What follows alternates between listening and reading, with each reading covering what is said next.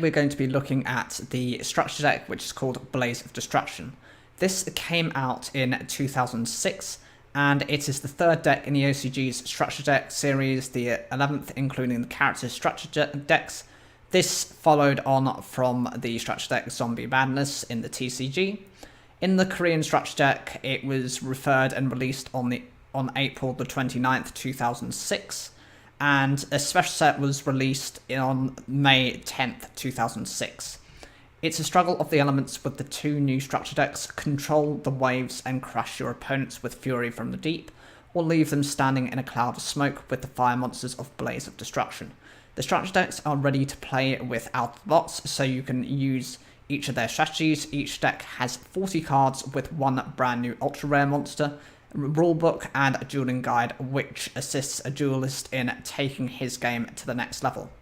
It mentions here as part of the features that the deck includes fire monsters capable of inflicting effect damage, featuring cards including Infernal Flame Emperor, which is the cover card, Solar Flare Dragon, and Level Limit Area B. So we're going to be covering all the cards which are currently found in here.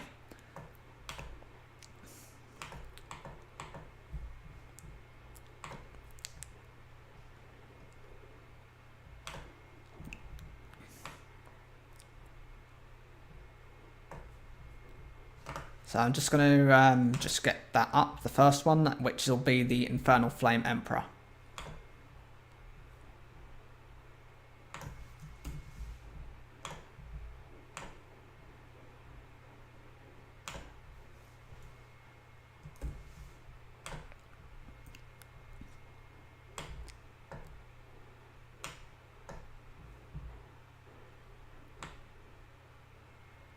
And here we are. This is Infernal Flame Emperor. This is a fire attribute pyro type level 9 with 2,700 attack and 1,600 defense.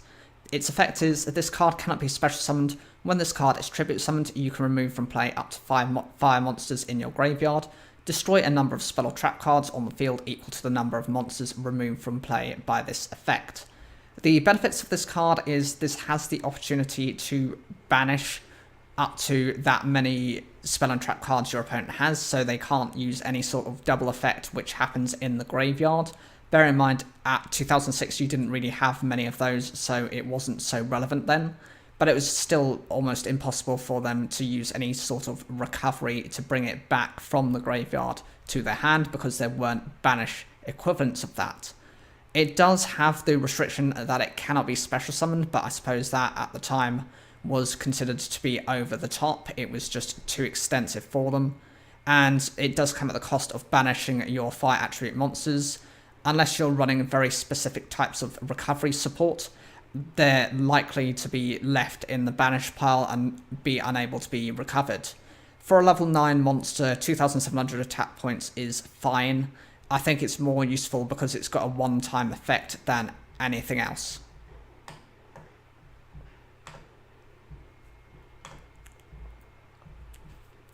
So the next card we'll be looking at will be the Great Angus.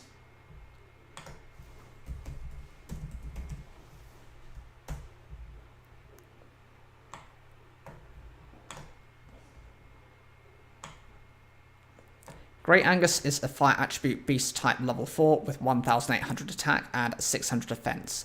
A very violent beast, it is always berserk. People say that they have never seen it silent.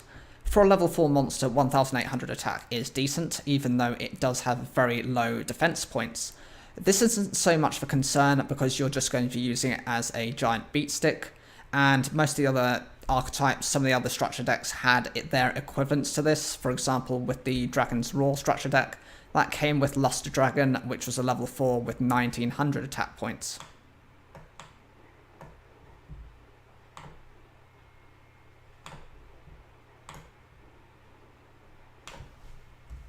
Let me know if you guys actually got this. It's a very old set. I mean, I have a copy of one of these structure decks. I think I actually have all of the mainstream ones. The next one is Blazing Apache. This is a fire attribute pyro type level 4 with 1,850 attack and 0 defense. A wicked wooden spirit now burning in flames. Its fire attack is powerful, but it will soon be nothing but ashes. This doesn't have... It's better than the Great Angus by 50 attack points, but it has no defense points. That's where the trade-off becomes. Inpachi has various forms of itself, including it just like a normal version, and then there's a charcoal version, which is a defensive style. They've also got like a cyborg version, which is a level 5 monster, and then they have this, seems to be the most powerful incarnation currently of this card.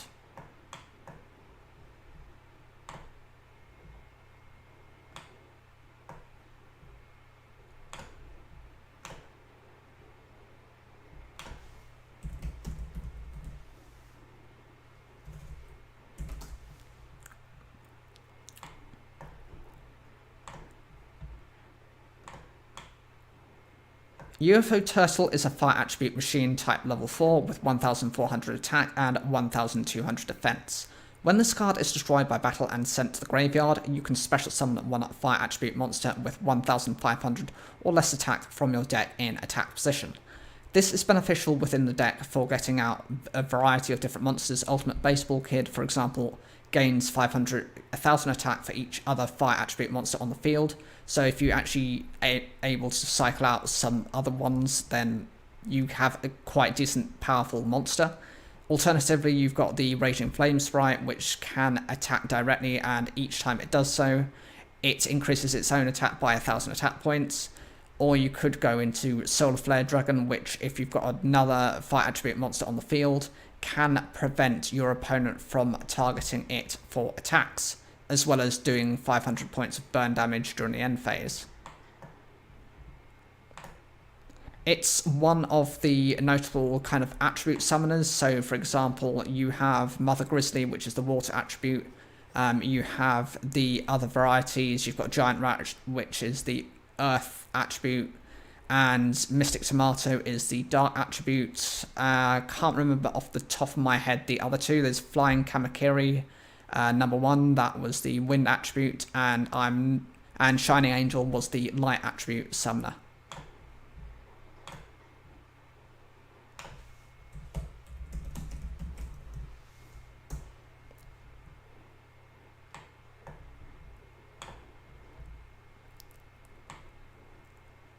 Little Chimera is the fire attribute beast type level 2 with 600 attack and 550 defense. The effect is all fire attribute monsters on the field gain 500 attack points, all water monsters on the field lose 400 attack. This is meant to abstain against water attribute monsters, so if your opponent is running a water attribute deck, this is a good way of decreasing those attack points. It also boosts up all your fire attributes, which is more relevant considering that 500 additional attack points is decent, especially for the 2006 formats.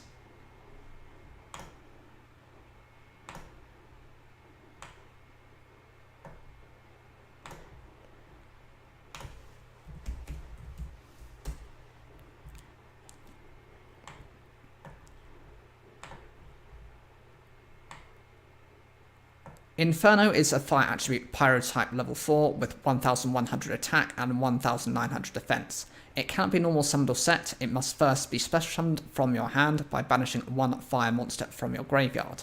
If this card destroys an opponent's monster by battle and sends it to the graveyard, inflict 1500 damage to your opponent. The summoning condition on this card isn't too difficult to achieve. It's just any fire attribute monster that happens to be in your graveyard, just banish it and you get this card out instantly.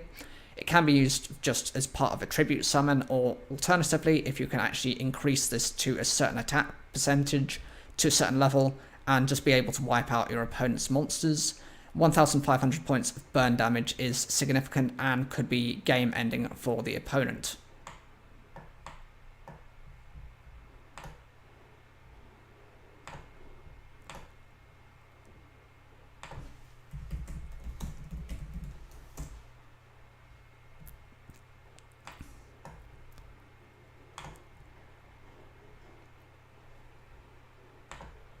The next card we're covering is Molten Zombie. This is a fire attribute pyro type level 4 with 1600 attack and 400 defense.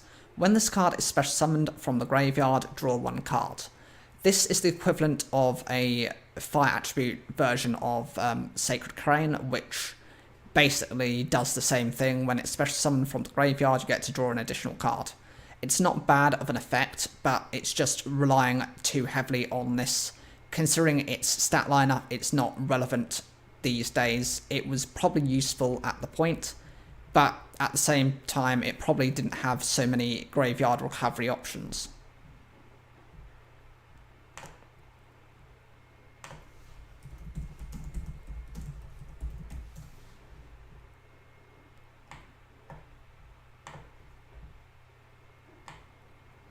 Solar Flare Dragon is a fire attribute pyro type level 4 with 1500 attack and 1000 defense. The effect is, while you control another pyro type monster, this card cannot be attacked. During each of your end phases, inflict 500 damage to your opponent. This is a decent effect considering it's able to consistently, every turn, do 500 points of damage. If you have multiple of these cards on the field, they can actually prevent you from being attacked by any of your opponent's monsters. By increasing this loop, you're doing a guaranteed 1000 points of damage, as well as, even if you can't have another copy of itself, by simply having another pyro type monster, it redirects all those attacks to the other monster before they can then go into this. This is one of the examples I mentioned before with UFO Turtle that can just special summon this card instantly when that's destroyed in battle. It also represents the highest attack points of a monster that can be summoned through the UFO Turtle's effect.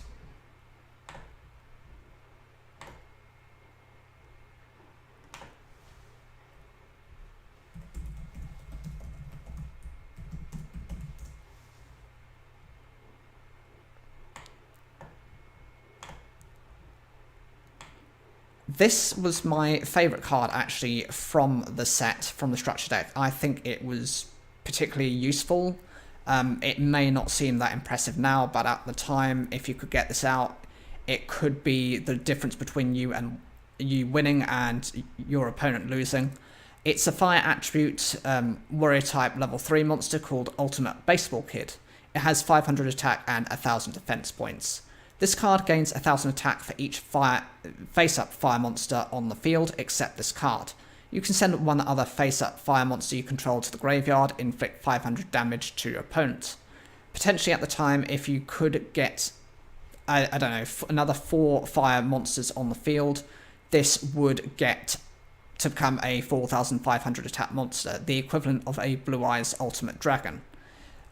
Unlikely to probably get that. You might get another couple of fire attribute monsters on the field, in which case you are looking at about 2500. Considering it's a level 3 monster, I don't think that's a bad thing. Alternatively, the second part of the effect, if you just get rid of one of your fire monsters, you inflict 500 damage to your opponent. That's not that impressive, but I suppose it depends where you are in the turn, because, or actually at the stage, if your opponent has 1000 or less life points, actually this could be effective. I don't think this is not a once per turn effect because it doesn't state otherwise. So if you've got other fire attribute monsters, you could potentially burn your opponent for the remainder of their life points.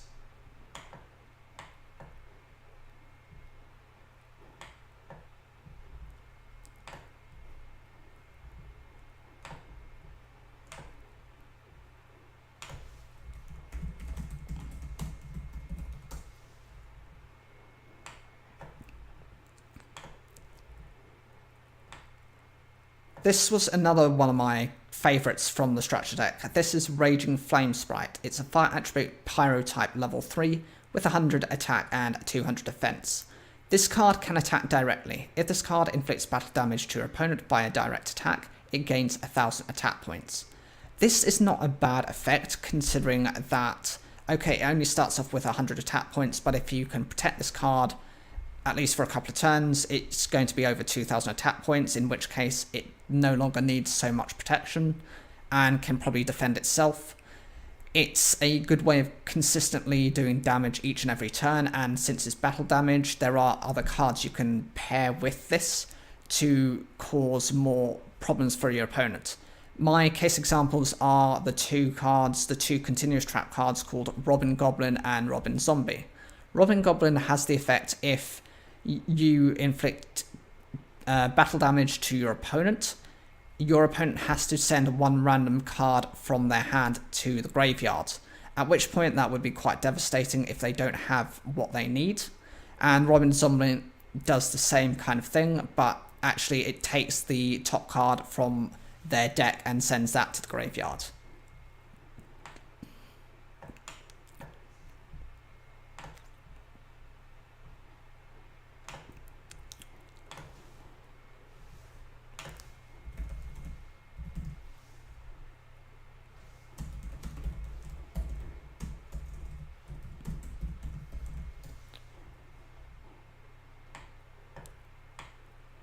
So right now we're going to be looking for Thestalos, the Firestorm Monarch, when that appears.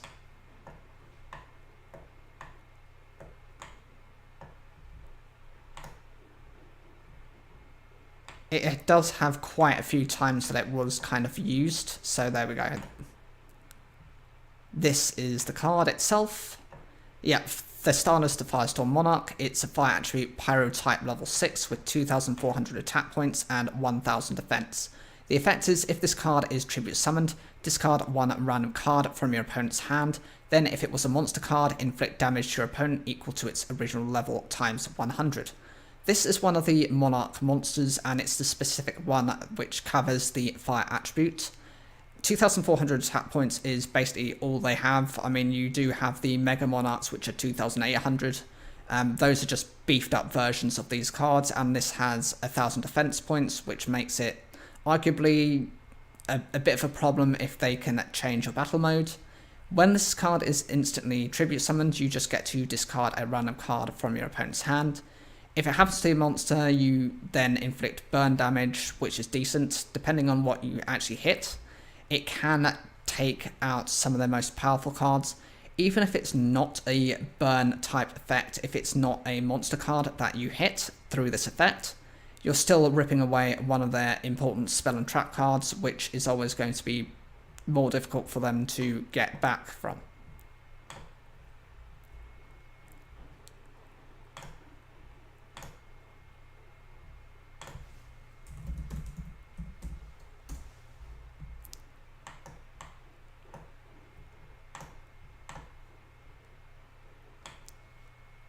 Gaiasoul, the Combustible Collective, is a fire attribute pyro type level 4 with 2,000 attack and 0 defense. The effect is once per turn you contribute up to 2 pyro type monsters. This card gains 1,000 attack for each. If this card attacks a defense position monster, inflict piercing battle damage to your opponent. During the end phase, destroy this card. This is a one-shot all-in-one type of effect. Actually, by using this effect, potentially this can become a 4,000 attack monster, able to crash into monsters such as Cyber End Dragon, even though it does require to eat up 2 pyro type monsters as part of the effect. You're easily being able to do significant damage, and it can be game ending for your opponent. Even if they're playing defensively, since it has piercing damage, that kind of mitigates that negative aspect if your opponent is playing defensively. It does come at the cost of being destroyed at the end of the turn, but that has to have a downside, otherwise it would be far too usable for its own good.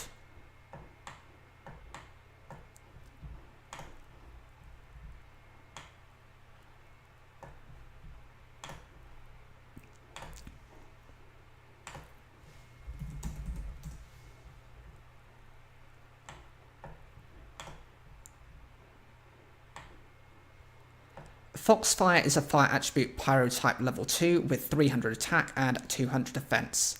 During the end phase, if this card was destroyed by battle and sent to the graveyard this turn and was face up at the start of the damage step, special summon this card from your graveyard. This face up card cannot be tributed for a tribute summon. This is an annoying card if you've got multiple of those that you can actually revive through this type of effect. And once you've done this basically once, you protect your life points from up to 3 attacks per turn, assuming you've got all 3 kind of used with this effect. They're not limited to being, strictly once per turn. So if, for example, all of them go, you can bring them all back. It does come at the issue that you cannot fill your field with basically other monsters, or if you use some of the other monsters' effects, for example, the ultimate baseball kid, this effect cannot reoccur because it's not then being destroyed by battle, it's just been sent to the graveyard as part of the cost side of the effect for ultimate baseball kid. The reoccurrence effect as well prevents you from tribute summoning using this card. So it's just a very small defensive wall that you can sort of rely on. I think this is like the familiar used in combination with Heater, which is the Fire Charmer.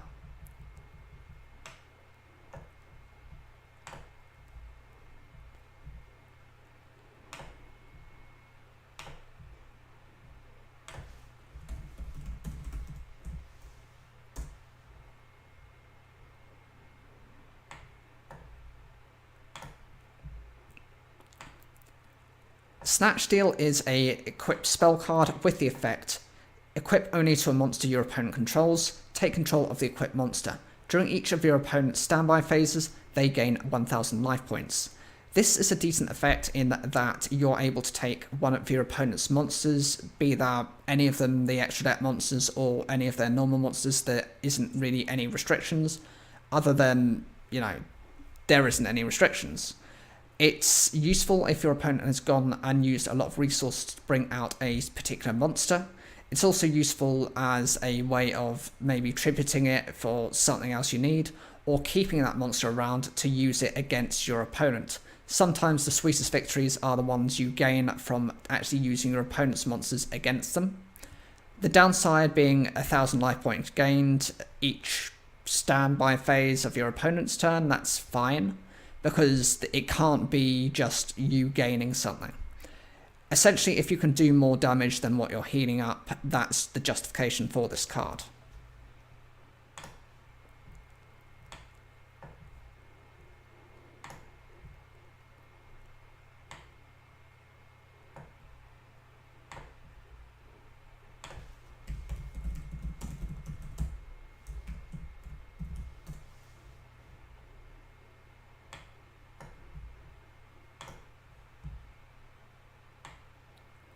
Mystical Space Typhoon is a quick play spell card with the effect: target one spell or trap card on the field, destroy that target. This card can be used against either you or your opponent, depending on what card you want to get rid of. If it happens to be used against your opponent, sometimes it can be used as part of a trigger effect, which means that they've tried to destroy this and then you've gained the benefit of wasting multiple of their cards. It also can be used to destroy your own cards, so if they have their own particular effects from being destroyed by a card effect, that's a way of triggering those off. My own concern is that, well, it's just taking up, it's just a stable card anyway, so it's very common, very easy to access. It's very simplistic in terms of its effect. It's only a one-line effect to it.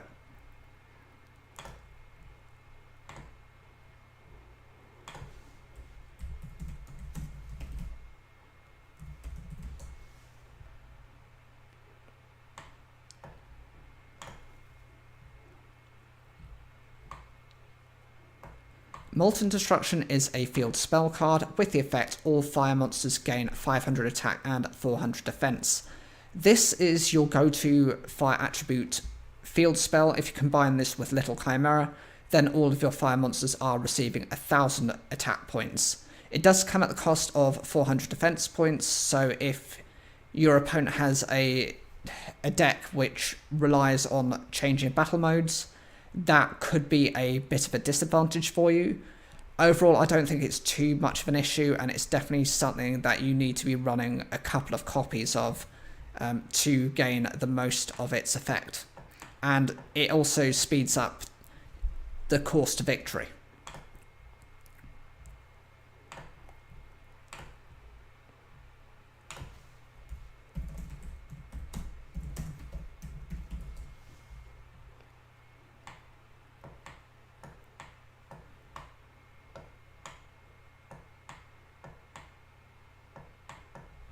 There we go. So we're looking now at Nobleman of Crossout.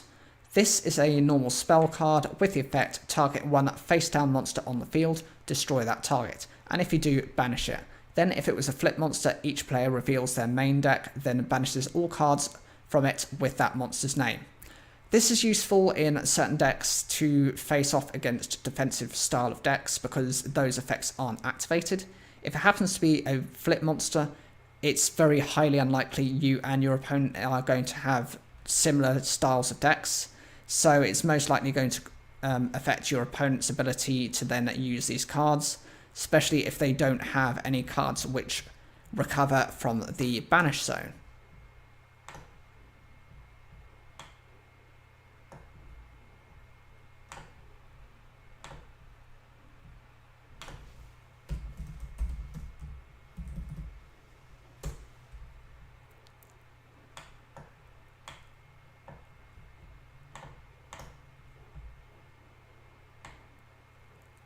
Premature Burial is an equipped spell card with the effect activate this card by paying 800 life points, then target one monster in your graveyard. Special summon that target in attack position and equip it with this card.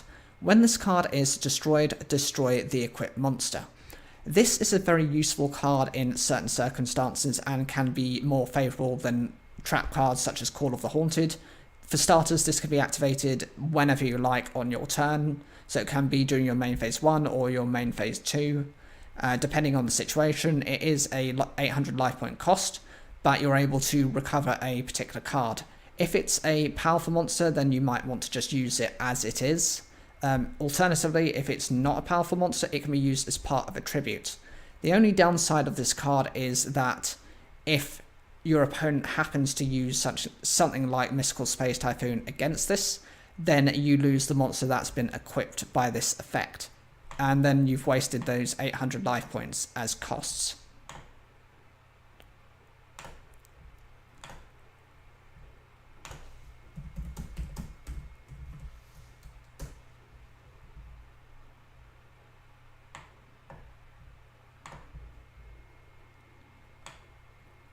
Pot of Greed is a normal spell card. Its effect is draw 2 cards. This is your traditional draw card.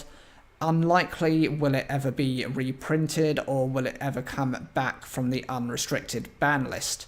It is what it is. I suppose you've got so many alternatives for it now that it's not necessary. It's just people's preference. I mean, everyone would like to see it back.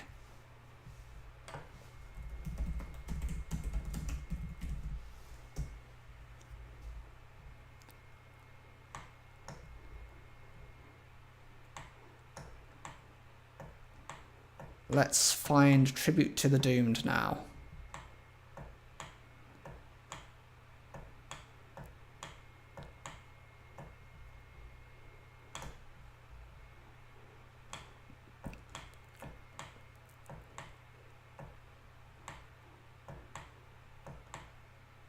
It was used quite a few times actually in Yu-Gi-Oh! As you can see, there's some of the episodes they've actually featured it in. This is a normal spell card. Its effect is you discard one card, then target one monster on the field and destroy it. It is a 2-for-1 type of cost. It is costing you both the discard and the use of this card, so you are always going to be in a -1 situation. It does happen to target any monster on the field, so it can be yours or your opponent's. Most likely your opponent's, but again, if your monster has an effect that happens through card destruction effects, then that's an easy way of you controlling that card's destruction. Alternatively, this can both work against your opponent's attack position monsters or their defense position monsters. It doesn't matter if that monster is face up or face down, there isn't any restrictions from that point of view. At the time, this is a very useful way of removal, but nowadays, with the level of monsters that have these types of protection effects, this is no longer as viable.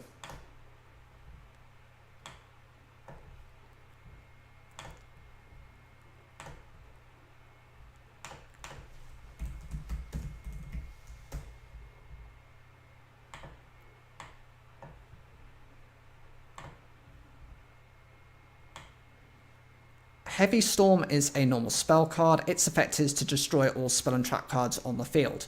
This has had some use within just normal formats. It's a very powerful card. If your opponent has lots of spell and trap cards on their field and you have barely any, then the cost to you is minimal. Even if it's destroying some of your cards, that's fine if they have secondary abilities when actually being destroyed by a card effect. The equivalent was used in Yu-Gi-Oh! GX by Dr. Velian Crowler, and that was in the first episode against Jane Yuki. He used it to destroy his 2 Statue of the Wicked trap cards, which when they're destroyed by a card effect, then summon 2 Wicked tokens, 1 each for the 2 trap cards basically, and they were used to be tribute summoned into the Ancient Gear Golem. So that's one example. I'm sure there are many other cards with graveyard-based style of effects, or cards that happen to trigger off of other monsters' destruction effects and various card effects. So it's definitely, all in all, a very powerful card.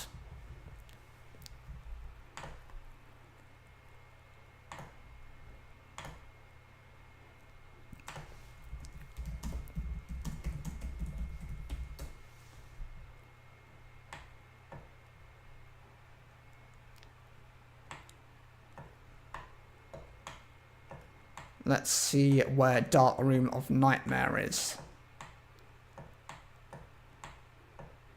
That's it, there's a card. Dark Room of Nightmare is a continuous spell card. Its effect is each time your opponent takes damage from a card effect, except Dark Room of Nightmare, inflict 300 damage to your opponent. This is very apt for this style of deck, considering that most cards like to do some type of burn effect damage, and by doing that you're just boosting up that effect by 300. Might not seem like a lot, but if you're able to use this multiple times within a turn, then your opponent is likely to last a few turns less than if it had just been purely from those monsters' effects.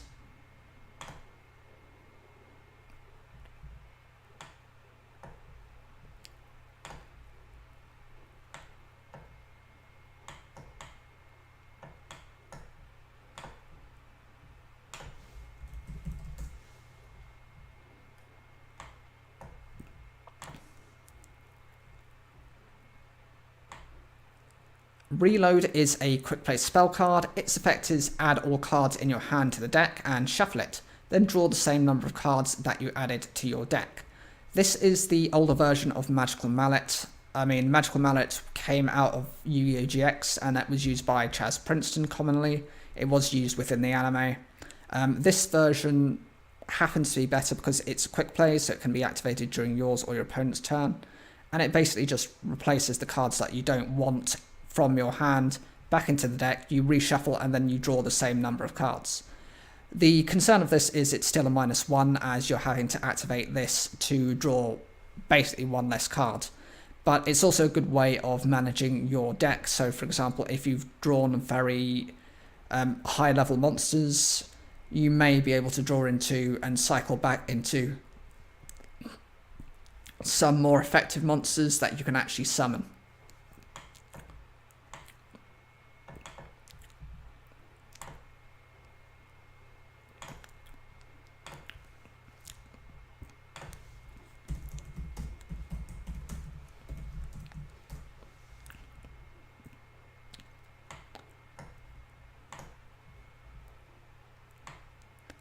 Level Limit Area B is a continuous spell card. Its effect is change all face-up level 4 or higher monsters in defense position. Well, to defense position. The purpose of this is, even though it will also affect your monsters in most cases, since they'll have their own types of burn style of effects, or have various other effects which actually make them useful, having them in defense position isn't going to be a problem. It's more stunted for your opponent because if they have higher level monsters, they can't get over your monsters whilst you're still doing effect damage to your opponent. It also allows for a couple of cards to kind of sleep over this type of effect. There's a couple of level 3 monsters, for example the Raging Flame Sprite and the Ultimate Baseball Kid, which being level 3 are under this level requirement and the restrictions, and can go ahead and just attack without any fear.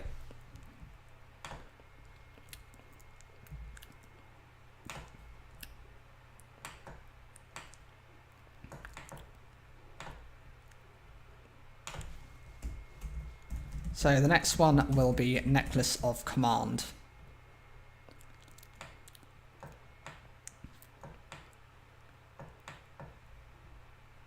And that's it. This card is an equipped spell card with the effect when a monster you control that's equipped with this card is destroyed by battle and this card is sent to the graveyard, you can either draw one card or discard one random card from your opponent's hand. This provides you with some options because if your opponent is trying to get rid of a particular monster, it might not be that powerful, but they come at the risk of you getting rid of one of their random cards which they might need for the time. Or alternatively, you might prefer to just draw into an additional card. I'd say that discarding a random card from the opponent's hand is probably more consistent and probably going to affect them far more, especially if you're in a favourable position, if your opponent's the one that's actually worrying.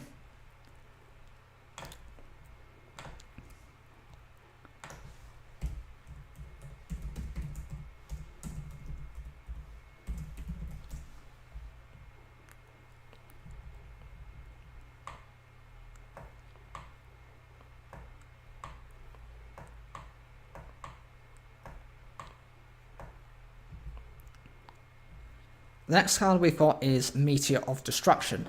This is a normal spell card and its effect is if your opponent's life points are higher than 3000, you can inflict 1000 damage to your opponent. This does have a limit on it in that your opponent has to have at least a certain number of life points to use this effect. So if you've got multiple of these in your deck, maybe it's advisable to only keep 1 or 2 copies. Otherwise, most likely you might draw into one that you cannot use by this requirement. It just does 1000 points of damage, there's nothing wrong with it. It's actually helpful for beating your opponent a little bit quicker.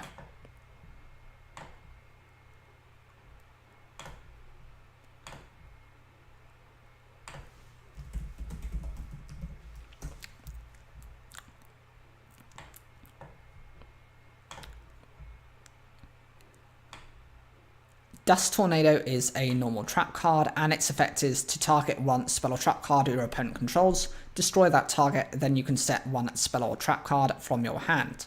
The benefit of this card is that it happens to respond to your opponent, so it can be used during your opponent's turn because you've had the transition of turns, and a good way of wiping out consistently one of your opponent's cards.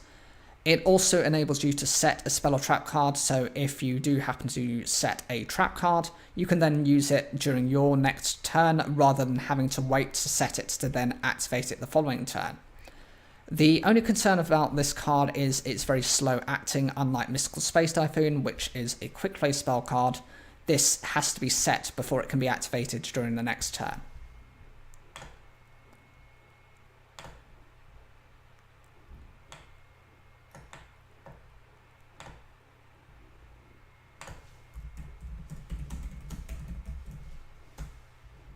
The next card we'll be looking at is Call of the Haunted.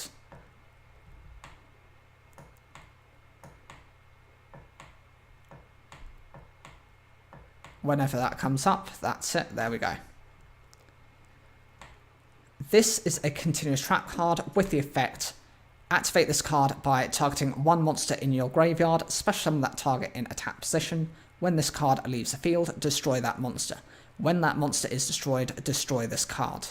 The benefit of this card is it can be activated during your opponent's turn, so it happens if, for example, you use it after your opponent's end of the battle phase into their main phase 2, then they might not be able to do or respond to it. Alternatively, it can be used during your next turn if you're really that concerned about your opponent knowing what you're doing. It does have the weakness that it pretty much equips onto your monster when it's summoned, so if this card actually gets removed from the field, that monster is then destroyed by this card's effect.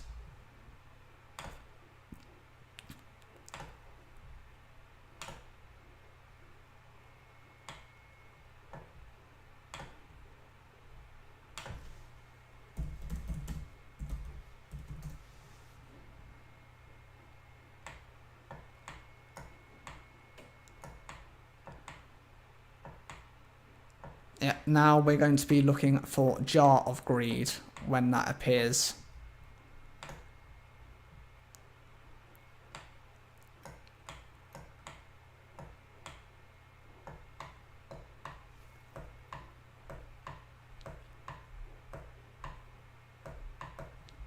Oh, there we go. That's where it is. Jar of Greed is a normal trap card. Its effect is just to draw one card. So you're just replacing this card for a draw. There's no minus, it's just an absolute 0. It's supposed to be a downgrade of the Pot of Greed for a couple of reasons. Firstly, it being a trap card means it can only be activated once you set it on the next turn, which is your opponent's. So it's a lot slower for you. And the other thing is you're just drawing a card. It's not really furthering anything you're doing. It's just replacing this card for another.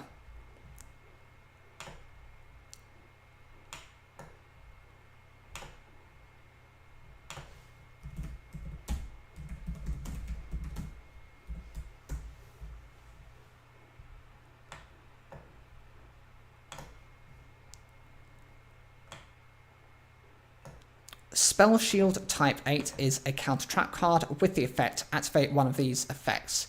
When a spell card is activated that targets exactly one monster on the field, negate the activation, and if you do, destroy it. When a spell card is activated, send one spell card from your hand to the graveyard, negate the activation, and if you do, destroy it. This is the ultimate version of trying to deal with your opponent's spell cards. In the first effect, simply it happens when your opponent's targeting a spell card is targeting a monster. This just instantly negates that effect. The alternative, the secondary effect, happens to just be when a spell card is activated. It does come at a steeper cost, as you have to get rid of your own spell card to activate this effect, but it's more generic. It's just whenever a spell card is activated, and ideally this means this can be used to negate spell cards of any variety, be that ritual spells, field spells, continuous spells. You've got the equip spells, for example. All of these requirements can be mitigated against.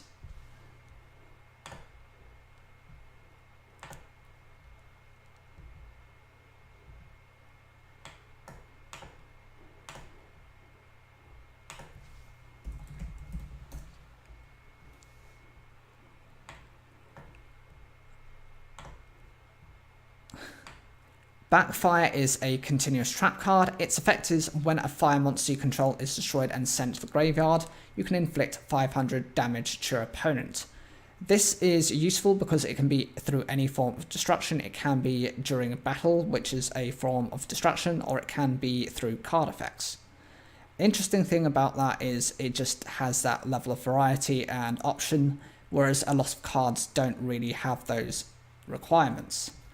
Okay, so now we're going to be looking at the Yu-Gi-Oh card market to see what these cards are valued at, just to see where we're based at and if there's anything worth, for example, picking up. So I'm going on to Yu-Gi-Oh card market.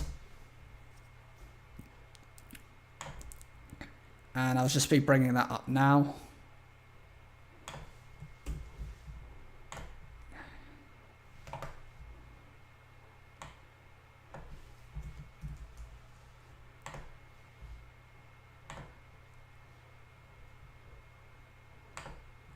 And here is the card market. So the first card we'll be looking at will be the Infernal Flame Emperor.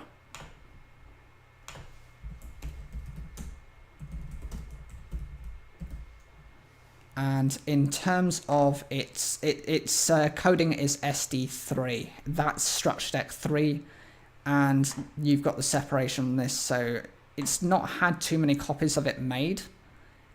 So it's not really surprising. I don't think there's many calls for it to be brought out anyway, so that's okay. Anyway, it says here it's part of the cover card. There's 667 of those available, starting from 2 cents, and the price trend is €1.72. 30-day average of €1.10. 7-day average of €1.47, and a 1-day average of €3.52. The highest price that went was on the 27th of December, and that was for €6. This card isn't viable. I just think maybe considering it has very short printing, maybe that's why it's been purchased. It's only had 2 variations on it. So I can kind of understand the point, especially from a collector. This was actually used by Axel Blaze within, I think, Season 3 of Yu-Gi-Oh! GX, and this was a duel against Jane Yuki. And it was to get rid I think he used it just for the purpose of having it banished.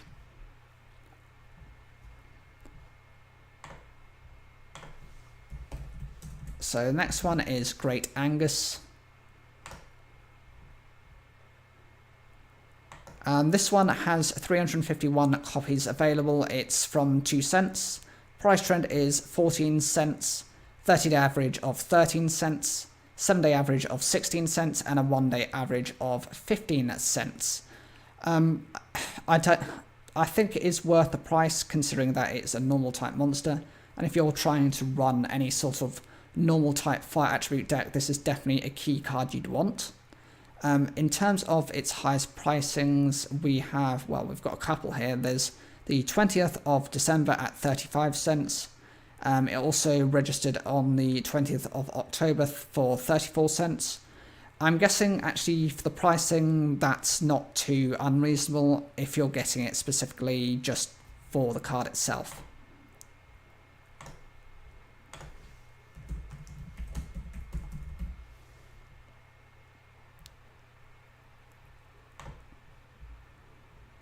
Blazing and Pucci, there are 335 copies of this available on the site. Its average price trend is it's 2 cents. The trend itself is 11 cents with a 30-day average of 12 cents, 7-day average of 15 cents, and a 1-day average of 2 cents. The highest it went for was on the 24th of October, as well as the, it was the 24th of October at 31 cents. I don't think that's too bad. I think, as you can see, there are 5 variations on this deck, on this particular card, so similar to the Great Angus, it might be reasonable to get it at that price.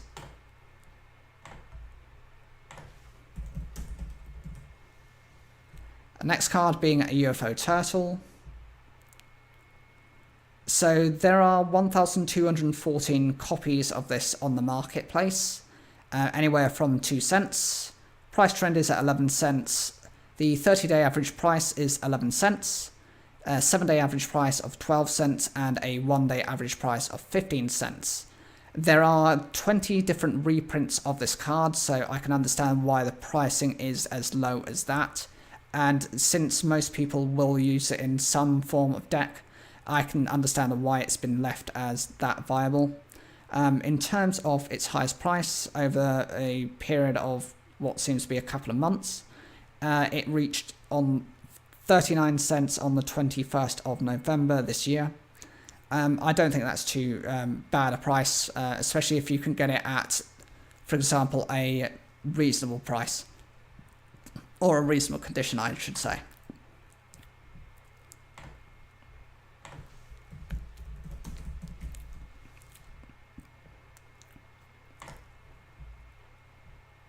So here we've got Little Chimera. There are 419 of these available, starting at 2 cents. Price trend is 8 cents, 30-day average price 9 cents, 7-day average price 14 cents, and a 1-day average price of 15 cents. There are 7 variations on this card as reprints, so I can understand why it would be still around this. And it received the highest price apparently was on the 31st of July at 30 cents. Arguably that's still okay if you're trying to build some type of fire attribute deck and maybe want to splash 1 or 2 of these around.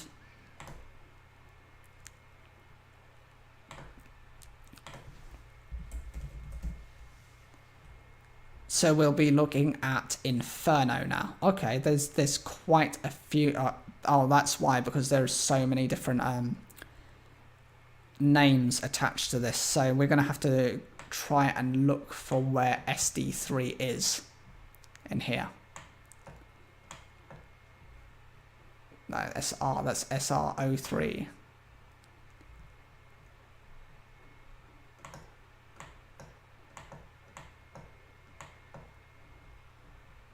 It's typical because Inferno is used in a lot of different names, so that, okay, so here we go. Inferno, there are apparently 5 variations on the reprints. There are 816 of these on the marketplace, starting at 2 cents, so those are the most damaged cards arguably. Price trend of 9 cents, 30-day average price of 9 cents, a 7-day average price of 9 cents, and a 1-day average of 15 cents. Its highest achievement was on the 20th of October at 34 cents. I think that's okay in terms of pricing, and I definitely understand why someone would at least have it valued at that price point.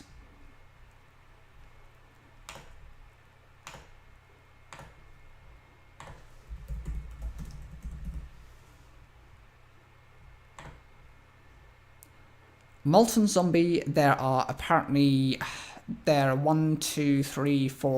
4 reprints of this card. There are 401 copies available at 2 cents at starting, price trend of 11 cents, 30-day average price of 13 cents, 7-day average price of 11 cents, and a 1-day average price of 15 cents.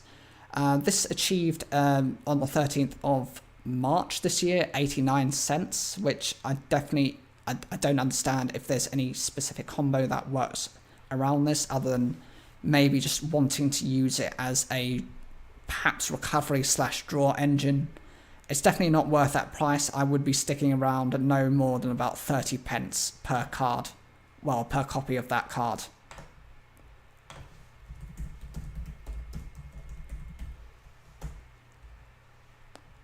Solar Flare Dragon. This card, you have 4 copies of this. There are 641 of these available currently, starting at 2 cents. The average price is 27 cents, with the 30-day average at 35 cents, a 7-day average price of 54 cents, and a 1-day average of 88 cents. Its highest achievement was on the 5th of October at €2. I don't necessarily understand why that is, considering that there are a few reprints, there are 4 reprints, so it is limited in its production. But unless you're running a specific type of deck, it's not, really, it's not on trend as a rising star of the printed market.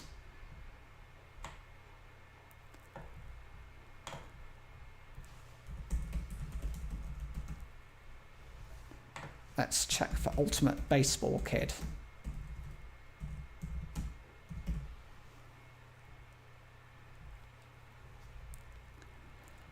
So apparently there are 6 variations on this card as reprints. There are 91 of these available, starting at 2 cents, with a price trend of 18 cents, a 30-day average price of 12 cents, 7-day average price of 17 cents, and a 1-day average price of 10 cents. This attracted the highest sales on the 15th of December at 66 cents. Arguably, I think that's okay. It's still got limited printings, and it's fine for what it needs to be.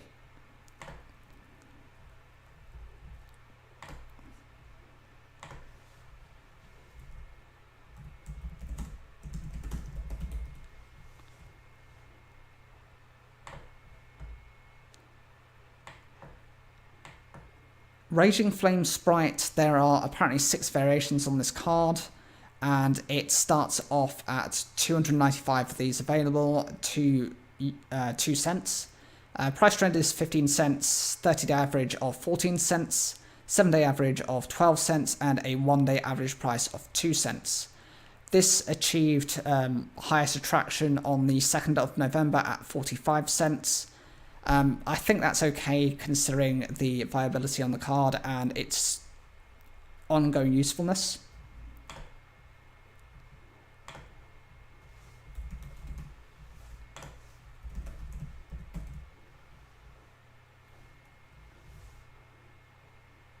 the Starless, the Firestorm Monarch. There are apparently 10 variations on this card. There are 298 of these available, starting from 2 cents. The price trend is 18 cents, a 30-day average price of 24 cents, 7-day average price of 21 cents, and a 1-day average price of 24 cents. This attracted the highest attention on the 31st of October at 99 cents. I could understand why someone might want to collect that if they're running a Monarch type of deck rather than an attribute specific type of deck, which is why I think they've actually judged it at being reasonable. I might not get it at this price, but it's not too far off where I think it's probably worth, getting a copy, especially if it's more pristine.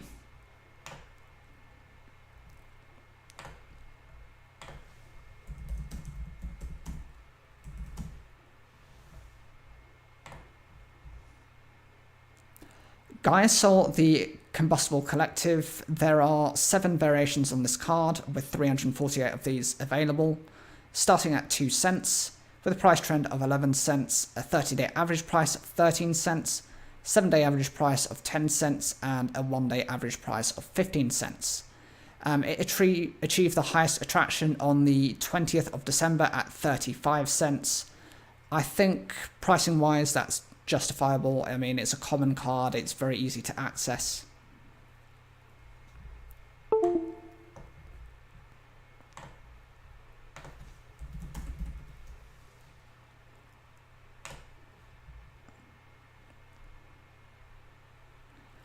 Foxfire is there are 5 variations on this card. There are 378 of these available on the market, starting at 2 cents, with a price trend on 16 cents, a 30-day average price of 13 cents, 7-day average price of 20 cents, and a 1-day average price of 16 cents.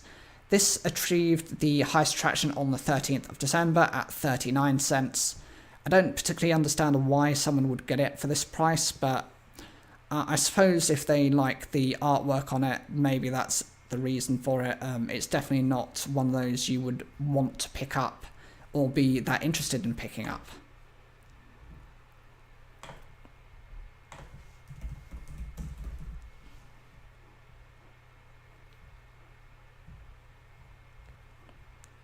Snatch Deal is a equipped spell card. As you can see, there are 15 variations and reprints on it.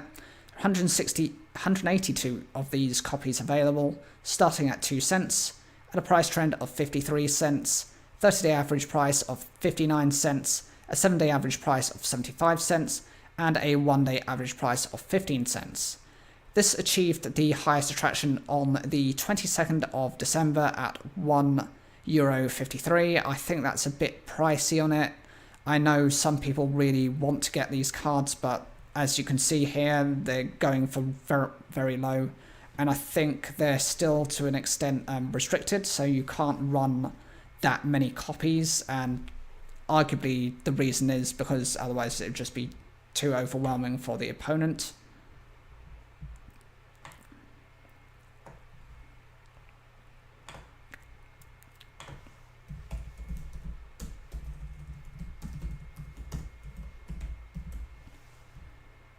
Now we're going to be looking at Mystical Space Typhoon. There are 78 copies of this, so good luck to me for finding the exact copy that actually we need. Where is the SD3 version? There's SD1, SD2. This must be the second page. There's SD6. Where's SD3? There's SD4, 7, 8. There's SD3. Okay, so this is just a common rarity on it, so it's 77 variations and 357 items of this specific one available, starting at 2 cents. The price trend is 29 cents, a 30-day average of 15 cents, 7-day average of 22 cents, and a 1-day average of 49 cents. This achieved the highest margins on the 29th of November, at 50 cents. I think that's a bit too expensive. You get some very decent basic versions of this card for far cheaper, as you can see, and probably just maybe someone's just spent a bit too much. I mean, even on the 21st and the 30th of December, they're 48 and 49 cents each. I think someone just spent a little bit too much on Christmas.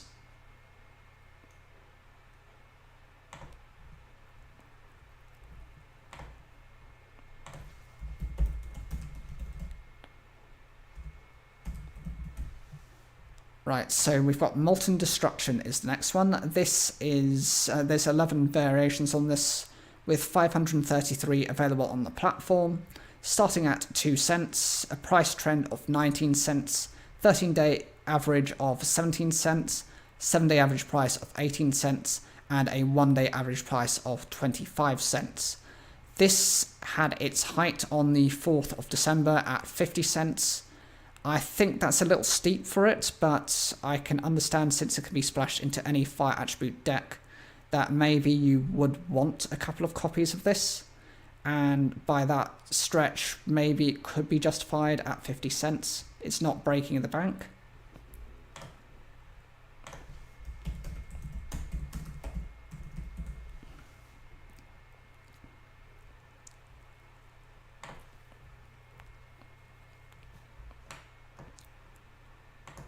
Let's look for the SD3 version.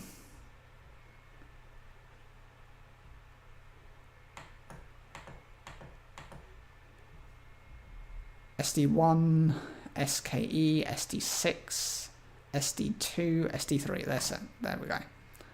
I almost missed it there. There are 24 variations on this card as reprints, 225 items available at the moment, starting at 2 cents, the price trend of 23 cents, a 30-day average price of 30 cents, 7-day average price of 18 cents, and a 1-day average price of 15 cents.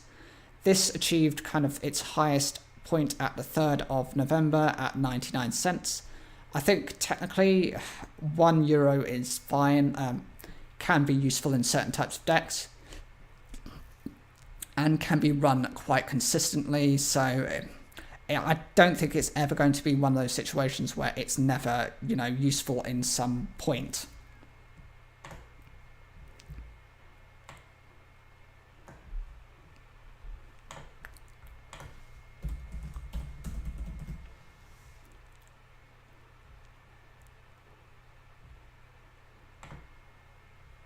Okay, so we're looking for Premature Burial here.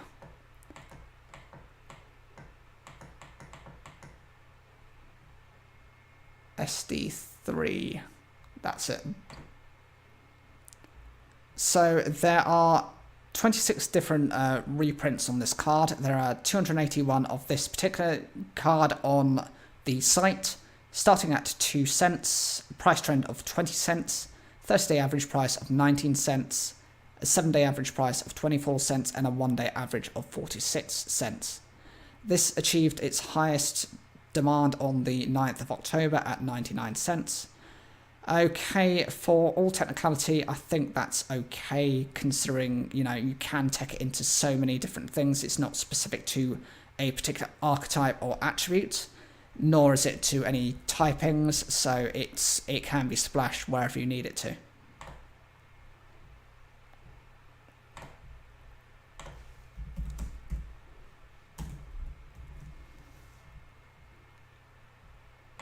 So we're looking at Pot of Greed here, and this has 30 reprints of it.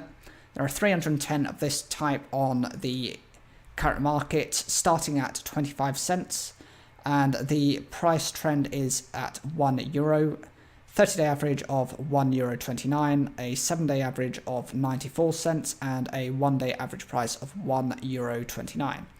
I'm guessing because it's higher in demand, and some people are probably expecting it to be available at some point, that is the reason people are kind of holding on to this card, and the reason why it starts from a baseline which is a bit higher up.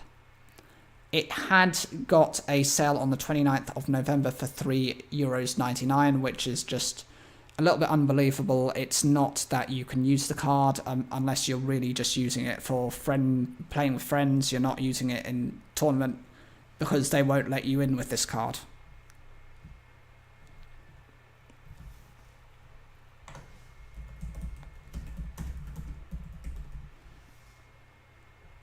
So we're going to look at Tribute to the Doomed. This card, there are 15 variations on, and there are 298 of these copies available, starting at 2 cents, with a price trend of 10 cents, 30-day average of 14 cents, a 7-day average price of 12 cents, and a 1-day average price of 14 cents. This attracted attention on the 29th of September at 45 cents. Arguably, I think you could take it in for this. I think justifiably 45 cents is reasonable for what this card does.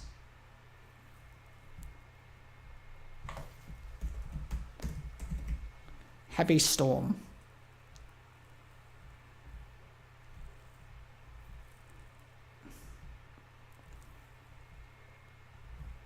So there is the specific code. There are 29 different reprints on this card, and there are 160 of these available on the platform, starting at 2 cents. The price trend is 66 cents, with a 30-day average of 43 cents, a 7-day average price of 73 cents, and a 1-day average price of 20 cents. It achieved its max spend on the 16th of December at €3.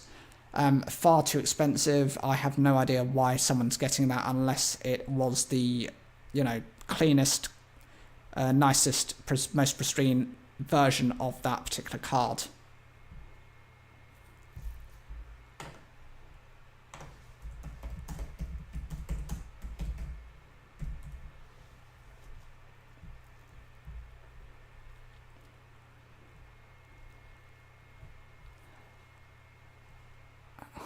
Dark Room of Nightmare. Okay, so there are 5 variations on this card. Available items, there are 203 starting at 2 cents. The price trend is €1.27, with 30-day average price of €1.13, a 7-day average price of €1.30, and a 1-day average price of €1.53. I can understand why this is the case. It's not just useful for fire attribute decks, but any deck that can do consistent burn damage. This is often paired within the Trickstar archetype, as that likes to do little spots of 200 points of damage every time you or your opponent does anything, and those effects stack up, and actually this effect to burn your opponent also stacks up on those effects. So you're forever doing small amounts of damage, which can actually beat your opponent within a couple of turns. This achieved on the 29th of November a sale on €3. Someone must be playing Trickstars or something similar, and I could probably justify at that price just if you want it tournament ready.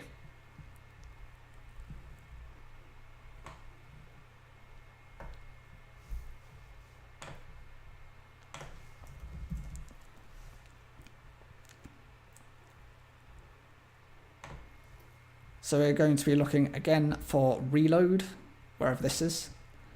Remember, since this is another one of those names that has similarities to other names, such as the Ball Loads, this is why it's far more difficult to find. I mean, you've got things such as Mad Reloader there, which keep coming up.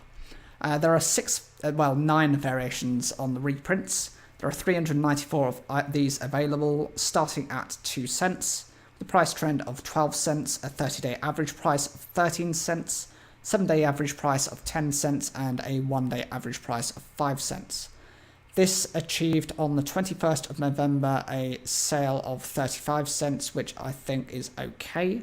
But like I said, you can get these cards probably very quickly and very simply without having to go and spend that type of money.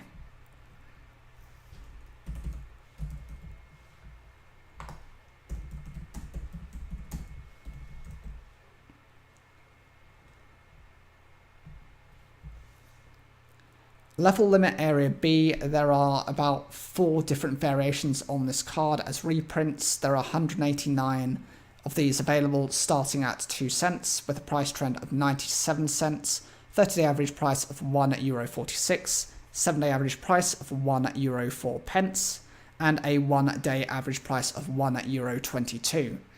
Arguably, since there aren't that many reprint variations on this card, maybe it could be justified at this point. It did achieve a sale of €2.93 on 21st of November.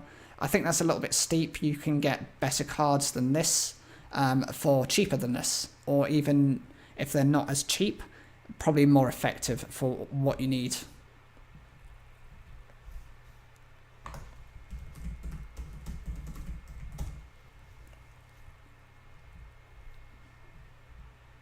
Necklace of Command, there are apparently 4 different variations on the reprints. There are 450 of these cards available, starting at 2 cents, with a price trend of 6 cents, 30-day average price of 9 cents, a 7-day average price of 7 cents, and a 1-day average price of 15 cents. I can understand why it's kind of ranging at this point, because it's one of those things that has like a one-time effect. So unless you can continually recover this card, it's going to be tricky to incorporate this into a deck. At its height, it got a sale on the 10th of June at 34 cents. Again, like most of the cards, it has some viability somewhere, and considering that most sellers aren't going to be, just exchanging this at a loss, 34 cents is reasonable.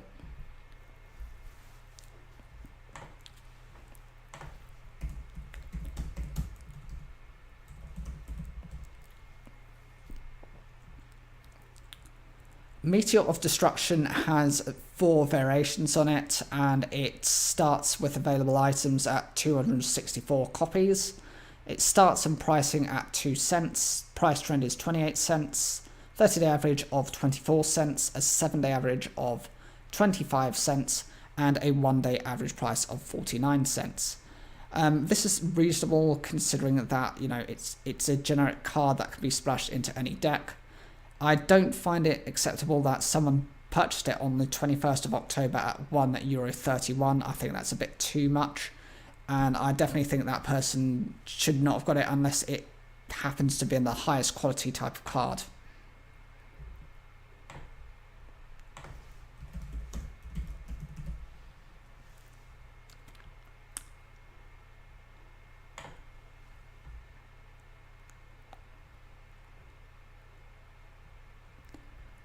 Dust Tornado we've got now, and that has 37 variations of this card. There are 593 of these cards available, starting at 2 cents. The price trend is of 14 cents with a 30-day average price of 15 cents, a 7-day average price of 16 cents, and a 1-day average price of 20 cents. I think that's reasonable, and even at the 31st of October, at 49 cents, because it can be useful as a cheap alternative to Twin Twister or other types of destruction based back row effects, to get it for this type of pricing.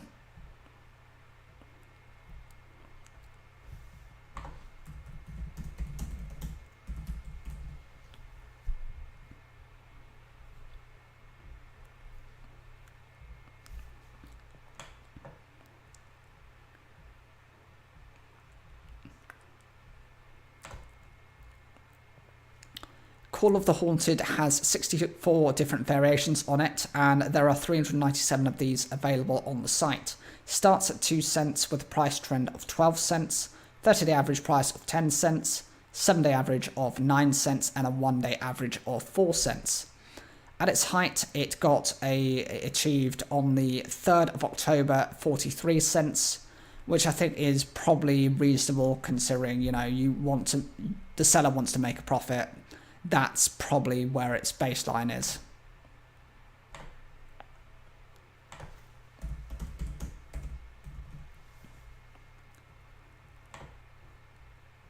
Jar of Greed has 10 reprints on it, and it has 123 copies, starting at 2 cents with a price trend of 25 cents. There's a 30-day average price of 39 cents, a 7-day average price of 28 cents, and a 1-day average price of 59 cents. It achieved its highest rate on the 29th of November at €1.49, which I think is just too expensive. I don't really understand why someone would spend that on this card.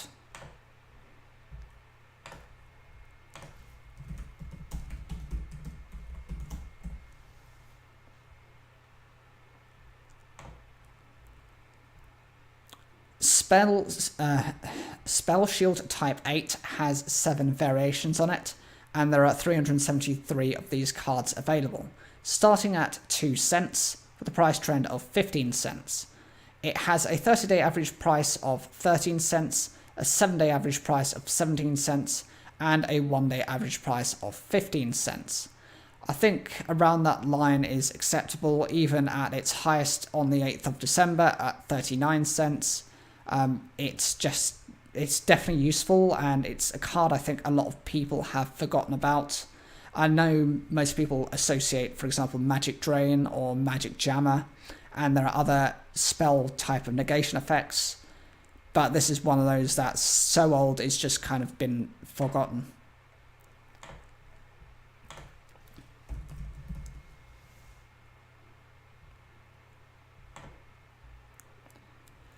Backfire has 5 reprints of this in sets. There are 720 of these cards available, starting at 2 cents. The price trend is 10 cents, 30-day average price of 9 cents, a 7-day average price of 13 cents, and a 1-day average price of 15 cents. Arguably, since this is only useful for fire attribute decks, that's why it's limited, because fire attributes don't tend to get that much support.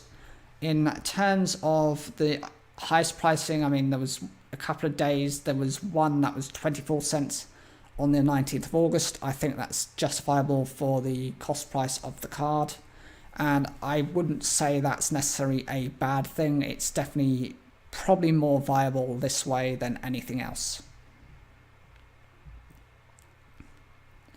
Okay, so now we're going to hop into Master Duel to play a little bit. I'm probably going to be running another deck. It might be that same water one. So stick around to see how we get on. Hopefully this time we will get some sort of victories out of this deck. But I'm not hoping too much.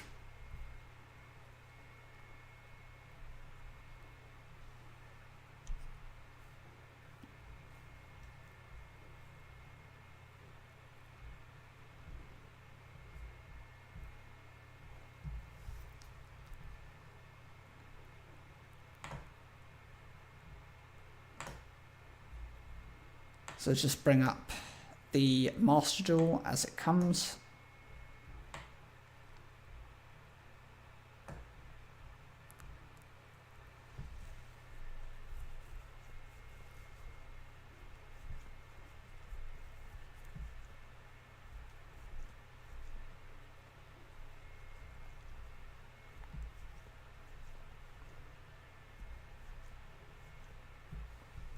And there we go.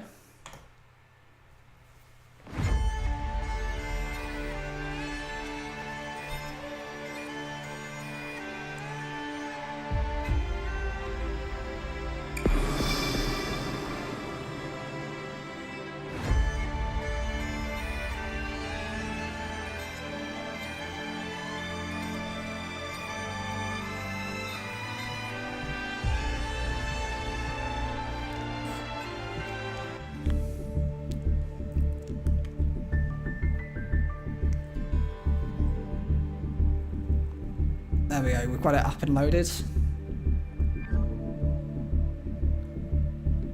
There's a special New Year's sale that's coming up, and of course we got the uploaded, the changes to the Forbidden and Limited list.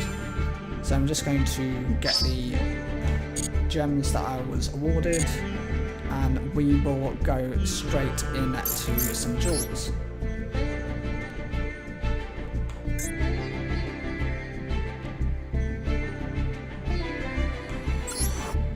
So I'm going to actually go straight into the duel.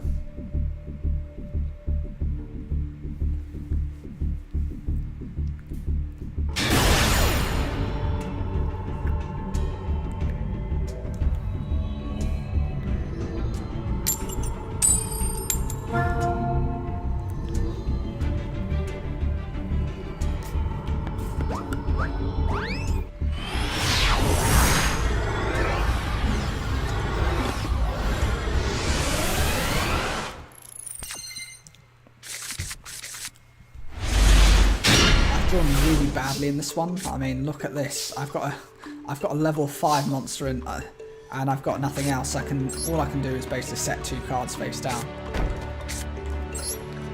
and I'll just end the turn there.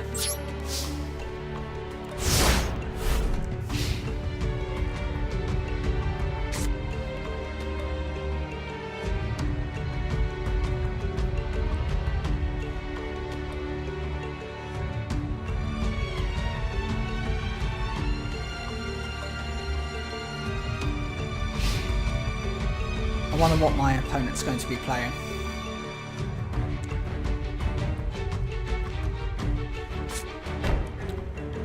Okay, so they've set a card face down.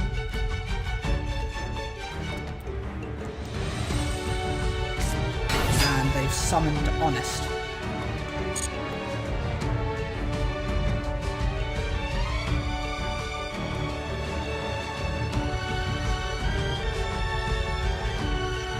No idea why they've summoned Honest in attack mode, unless they absolutely didn't draw into anything useful, same as me.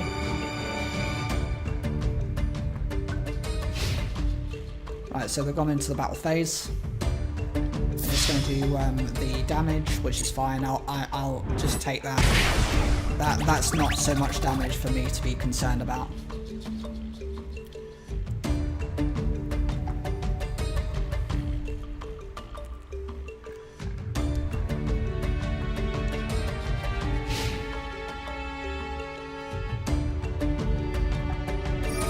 Okay, and they're going to return the Honest to the hand.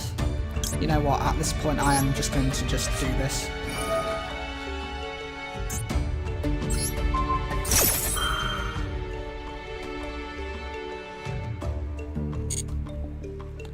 Before it does have the ability to just go back. I might as well probably done that beforehand, but you know, it is what it is.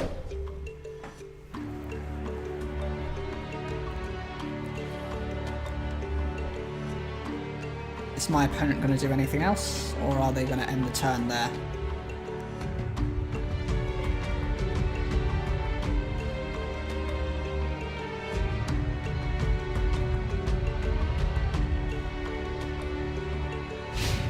Yeah, they're going to end their turn, so at this point I'm just going to activate the Dust Tornado.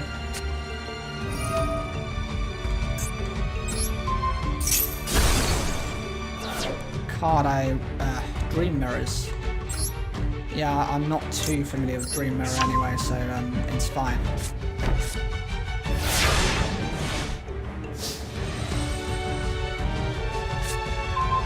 I didn't draw well either.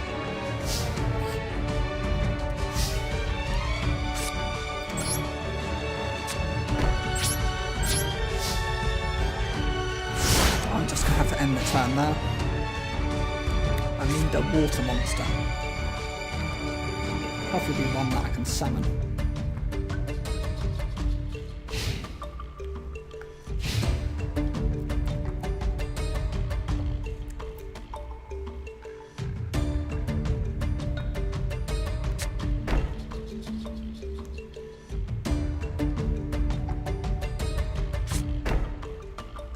So my opponent has 2 cards face down.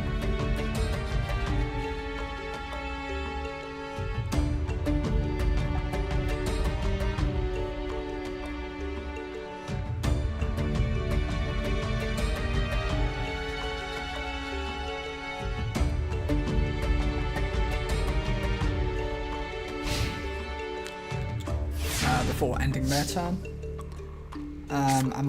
There we go, finally I drew into the Abyss Soldier, so that's actually quite useful. I'm going to start off by summoning this card in attack position, and before I do anything else, I'm also going to just summon this card. Okay, so my opponent is using this Call of the Haunted. That's fine. I'm just going to bring back their Honest.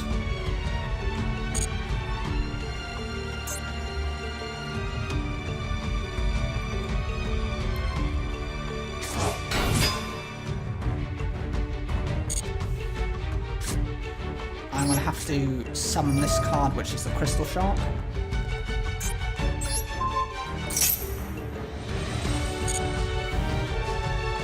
summon that in attack position, and I'm also going to use the heal spell Yumaruka. Yumaruka is there.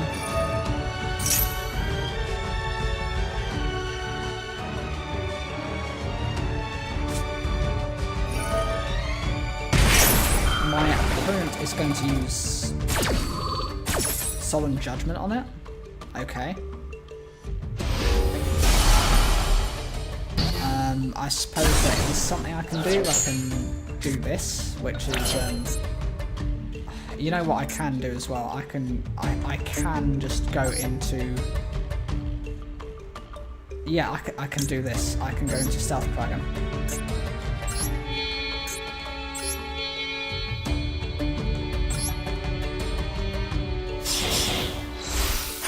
And with Stealth Dragon, I can use its effect.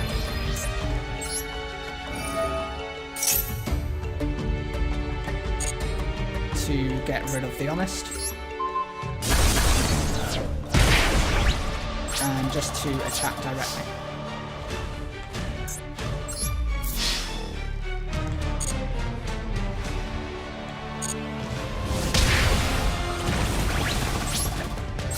Who'd have thought I'd actually been winning this duel?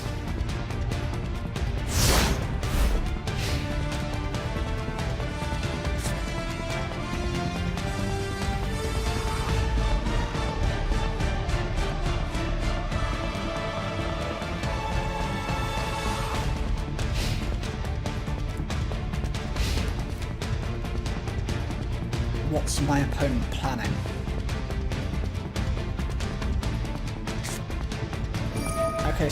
Okay, so use back to square one. I'm losing my stuff back. They're getting rid of their Morpheus, the green mirror. Okay.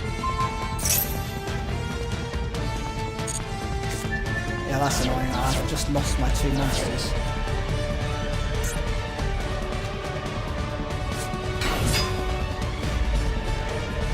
So it's a green mirror deck.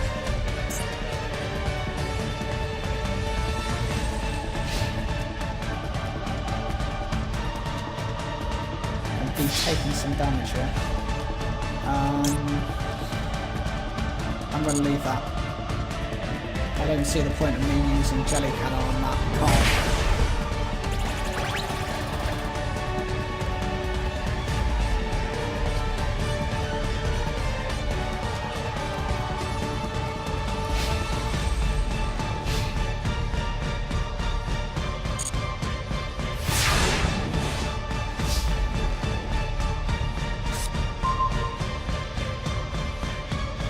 That might be enough. Yes, this. If I just set this next turn, I've actually won the duel.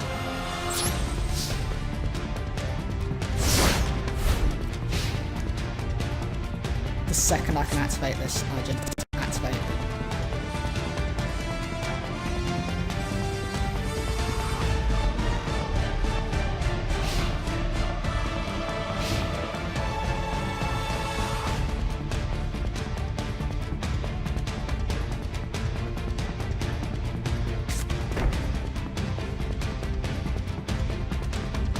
So they've set one card face down. Yes, that's it. I can just wipe them out.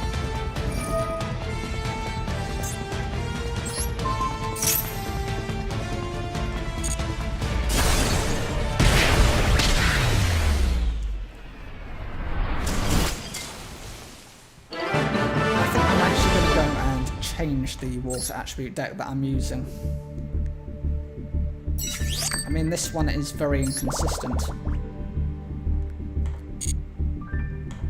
Let's go back into the deck.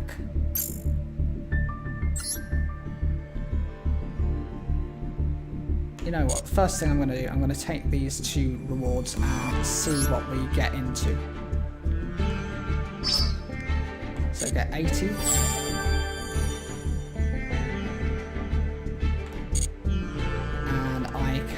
Go into the shop.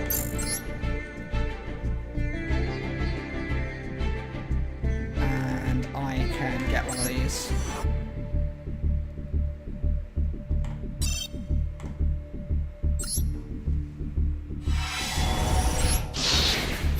Unfortunately, it's a low rarity pack, so I don't think I'm going to get anything useful. I've got a couple of new cards in there anyway, regardless, so that's fine.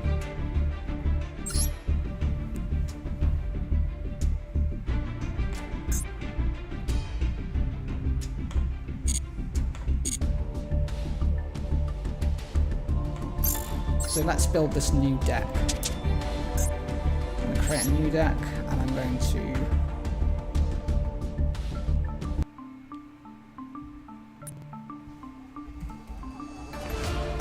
go for Fortress Whale.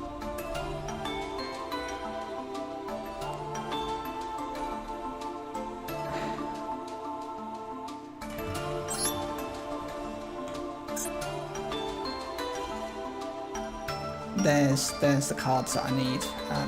These are the cards that I want. So first let's start with Fortress. Add that in there. Search for the related cards.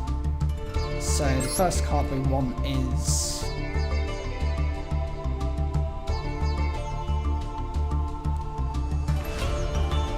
do we want this card?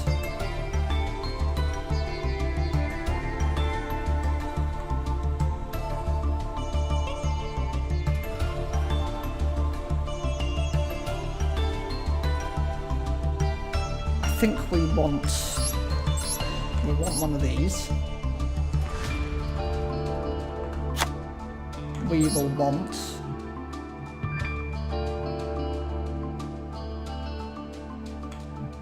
probably two of these.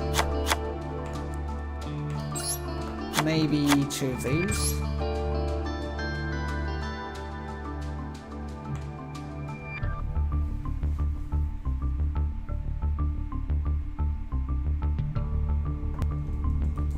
If I just type in whale, maybe that might make a difference. That's it, this is the Fortress Whale.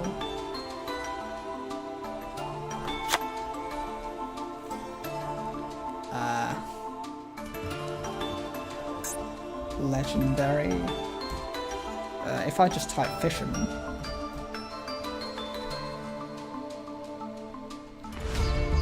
That's it, so I'll get 2 copies of this, 2 of this, and 1 of these. Then I'm going to type in Kraken.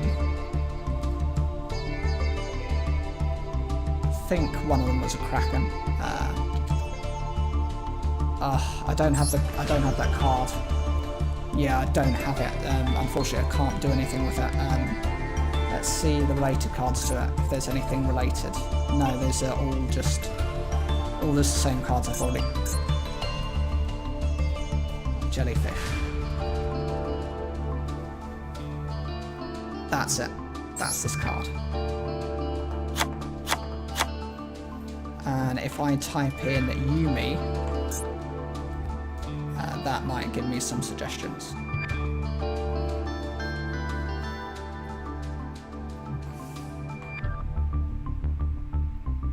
So here we have, there's a couple of cards that I can use. Is that one? No, that's not it. This card can be used. Is there anything else I can use in here? If Yumi is on the field, target monster your opponent controls are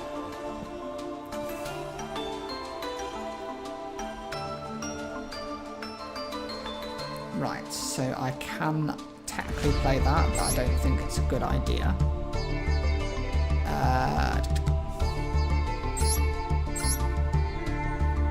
That's not viable. I'm better off trying to find the other just aqua type cards.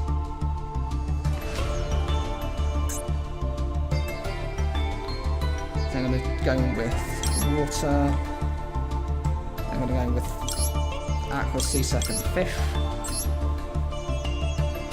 And just look for cards in here, anything that can be kind of useful, so a couple of these, a Couple of these, couple of these.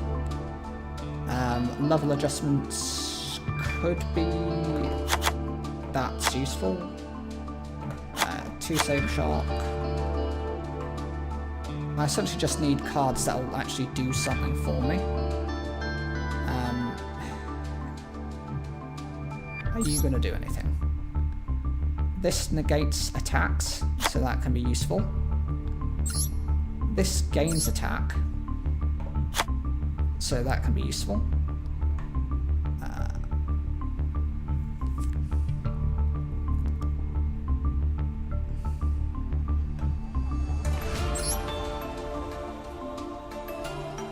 Is there anything else I really want to be looking at using? I need Yumi, so I need that.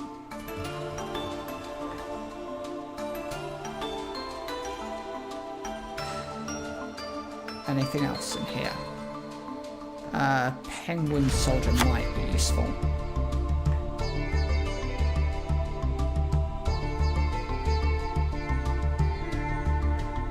That can be useful.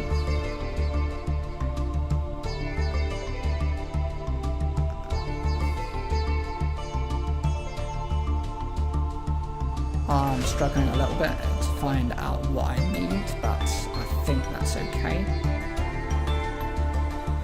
Right, so this one is for Tech Genus, so this could be useful.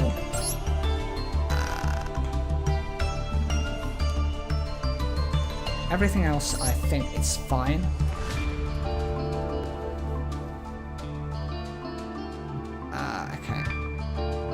If all monsters you control, so I can actually special summon that card quite easily.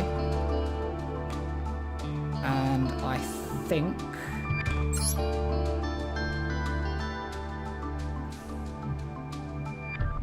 can attack whilst in defense position. While this card is equipped to a monster, you can target one monster your opponent controls with attack less than or equal to... I think that might be useful. Somewhere.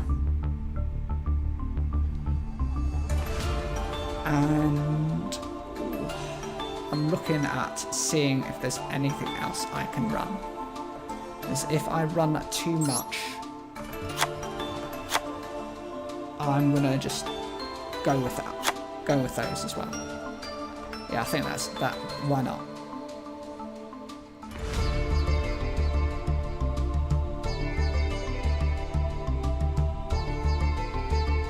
And then in terms of these, I'm going to run that, run this, this, one of these.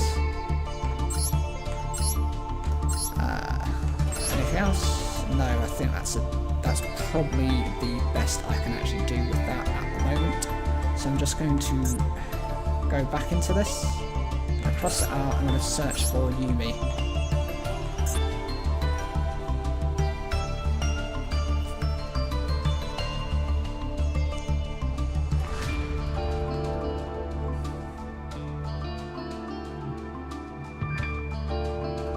As you can see, I am missing just a couple of cards in here that would be useful. This one especially would be nice.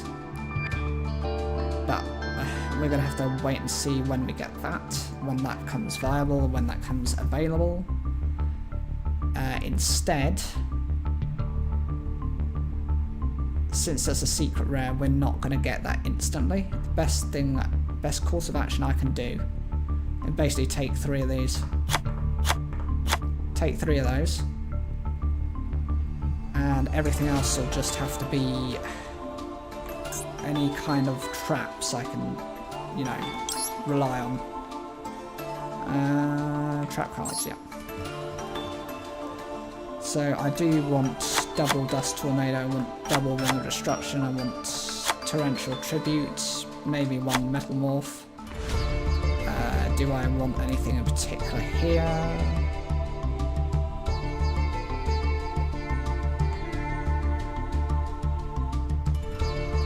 Jelly Cannon is probably going to go in there as well.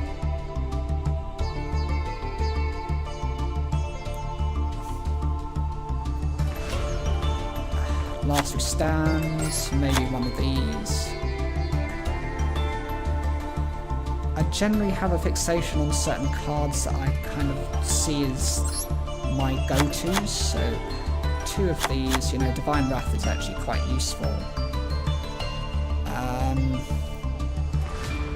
Call of the Haunted, and you know what, I'm going to fill the rest with some form of...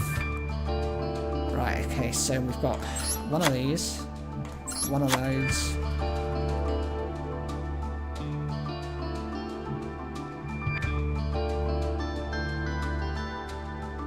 You know what, I'm gonna actually treat myself. I'm gonna see what's available in terms of aqua-type monsters, see if there's anything else that's really kind of screaming my name. So I'm gonna get myself off of this, get myself back onto there,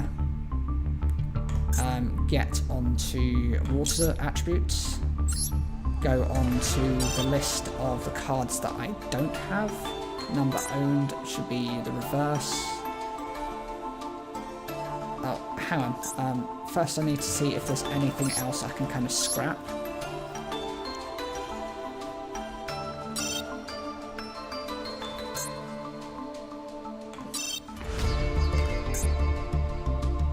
Is there anything else? I'm thinking not, but you know, there's sometimes something you can trade. I'm guessing not, so I'll be able to get 1 card.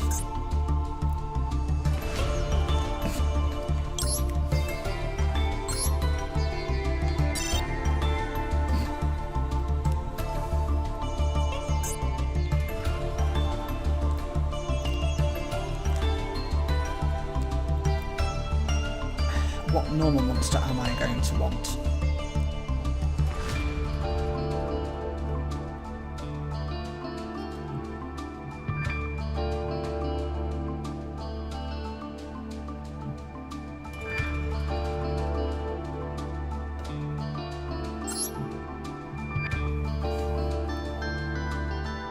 Okay, so that's for water attribute support. This is also for water attribute support.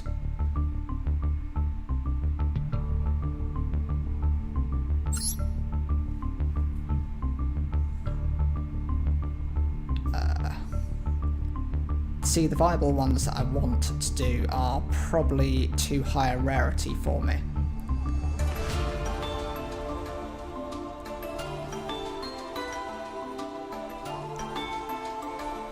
I just want any sort of water attribute card. This is a tuna monster.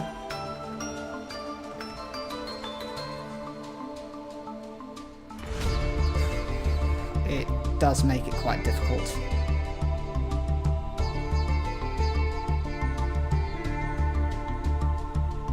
You know what, I might as well just get, I can't get the barrier statue. That's one that I was looking for.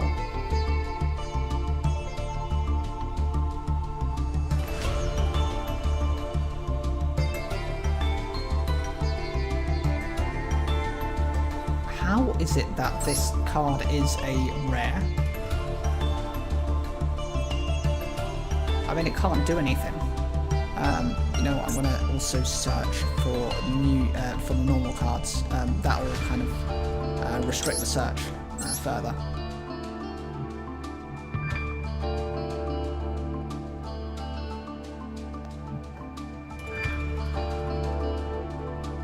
Also make my life easier to make a decision. So could get a Hydrogeddon. I could get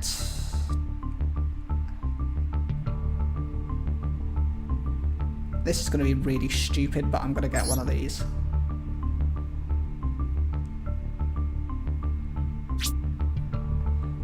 But there is a reason for getting that card. It's just not necessarily good for now. I need to kind of wait.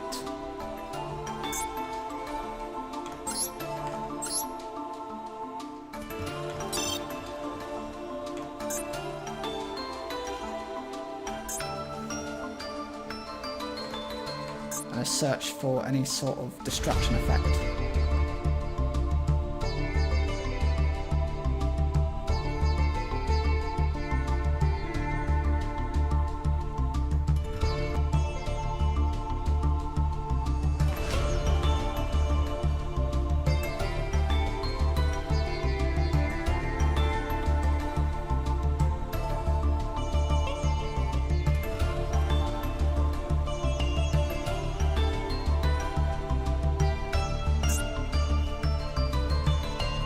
go for a spell card.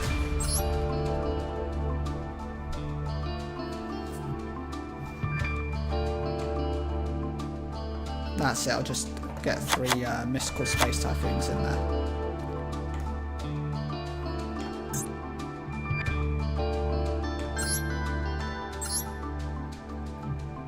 And I need some Xyz monsters, I think. I'm not going to go for anything too specific. I'm going to want rank 4s, I think. I just need rank 4s. So, could get one of these. Rank 4. Could go for Volcasaurus. That I can actually go for.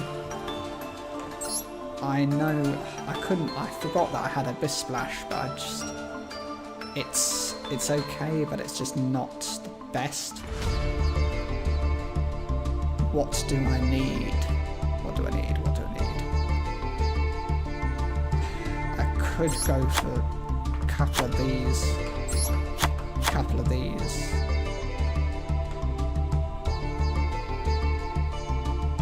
I might as well go for another Volcasaurus. And one of these. That is going to be the, I'm just going to call it Mako deck. Mako deck, that's it.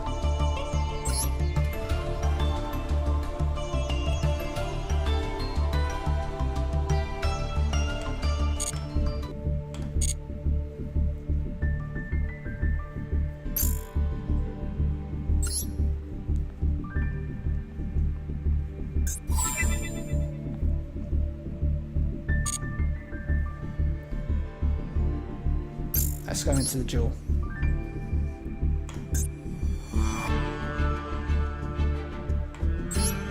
I'm going to change the deck to my Mako deck.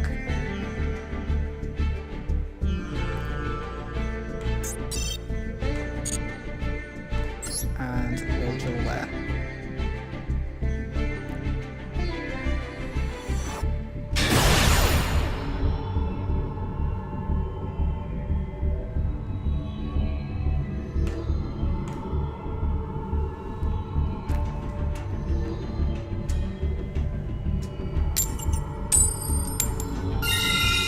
I'll choose to go second in this one.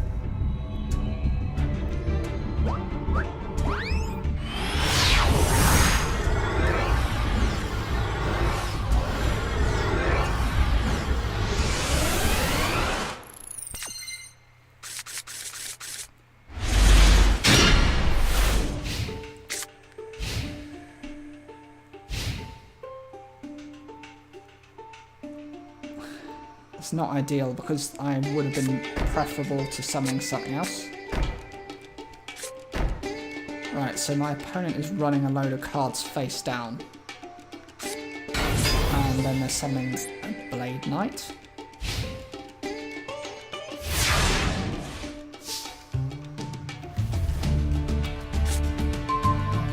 Okay, so first things first. Legendary Ocean is going to reduce my levels. I might want to start off with just searching for the card I need.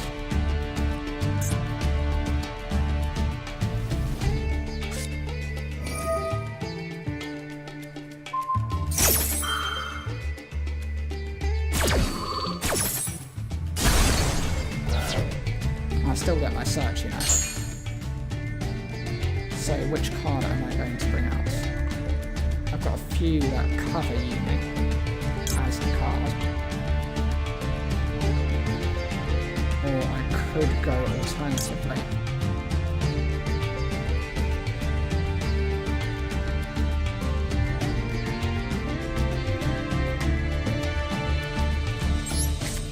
I can just go into this.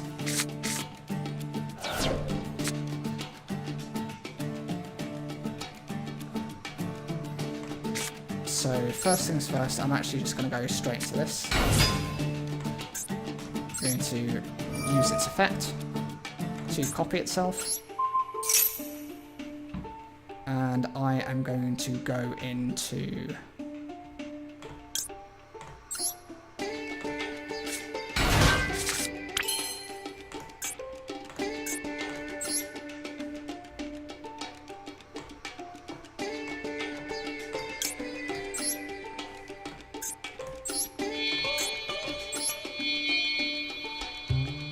My favourite kind of use for it is just to go into stealth mode. Because this card can just recover itself. And I'll just kind of destroy their monster. And then use Yugioh.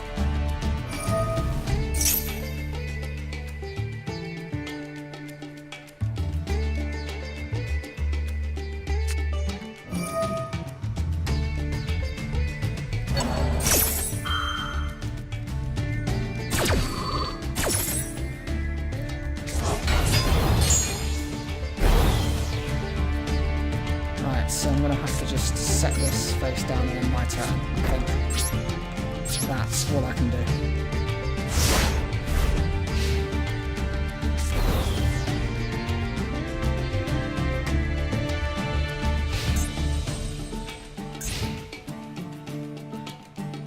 I know what they're planning to do. They're basically going to summon something and then they're going to boost up their Blade Knight. Only problem with doing that is this is a quick effect, so this can still destroy their Blade Knight. Yeah, good luck with that.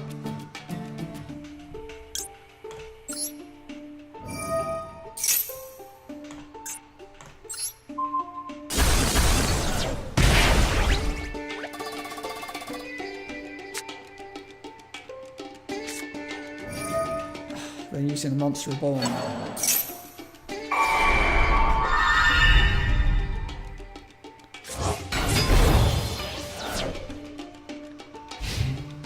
Even getting rid of my Stealth Kraken isn't going to make a difference. My Kraken can actually just bring out another monster.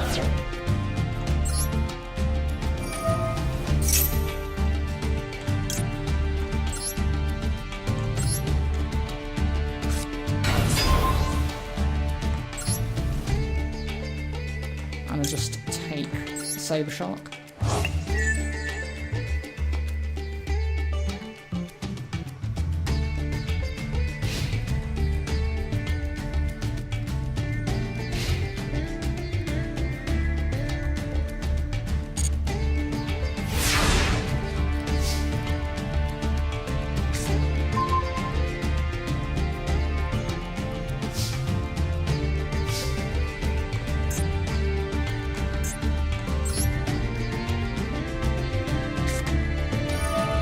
Since I'm going to do that, I might as well get the Stealth Kraken back.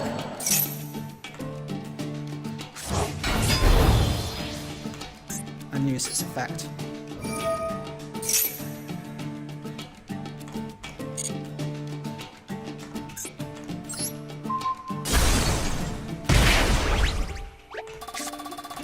I'll then normal summon this.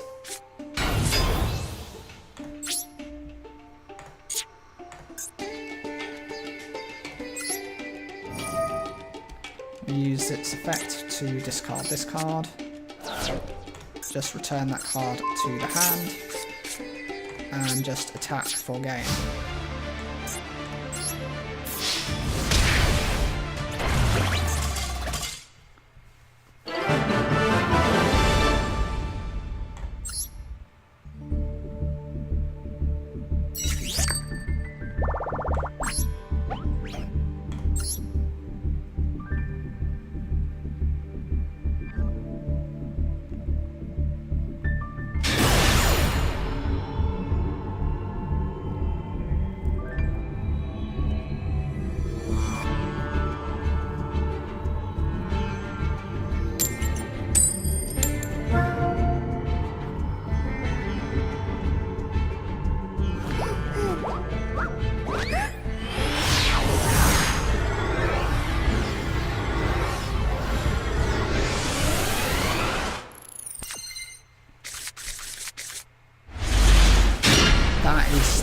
Worst draw I could have had in my hand. Just 5, like, a field spell and 4 trap cards. I'm sure I put more than enough monsters in there.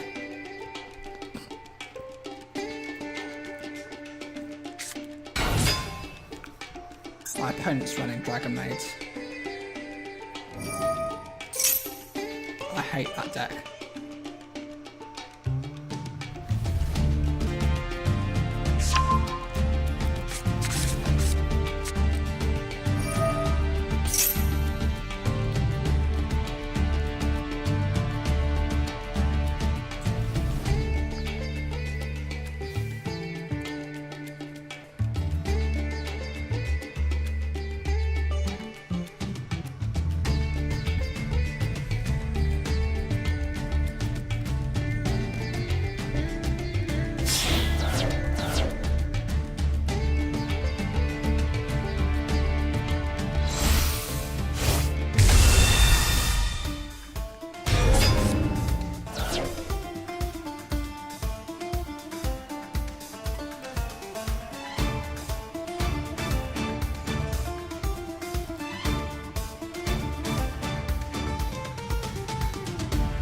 Yep, and I've instantly lost this one, I think.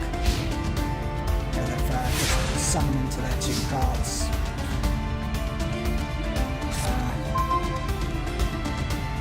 Fortunately, I have gone into a legendary fisherman, but this isn't going to help me. If I had maybe the upgraded version, that might help.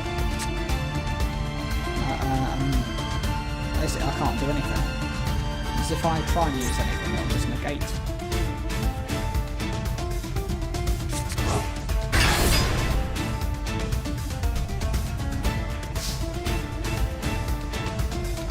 Set a load of cards face down.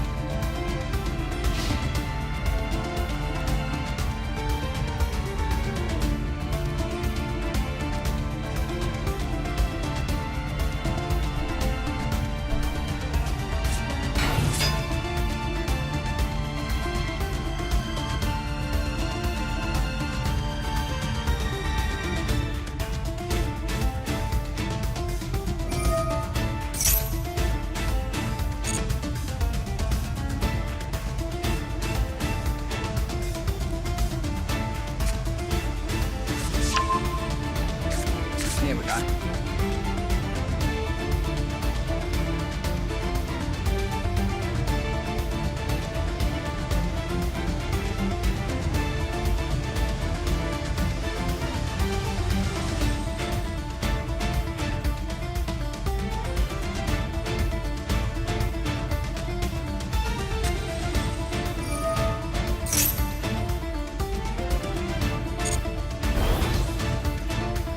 Look at those points.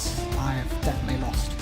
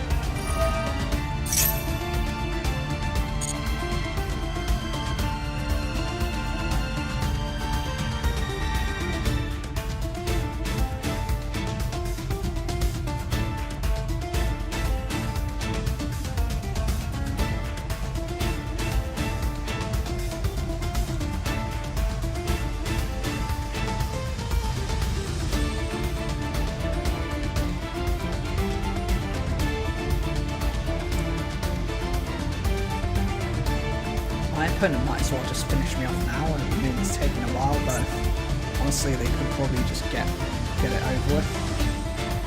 And whatever they do, I can't stop. I have some traps of things that I can do, but it's not going to do anything. Refusing to 5 cards. What is it? Is that the 5-fob dragon? Is 5-headed dragon?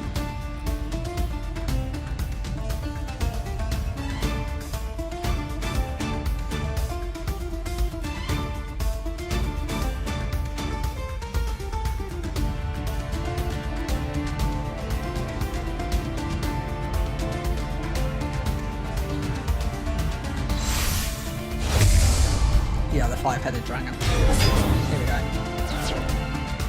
So I can technically do something, but it's just going to get negated.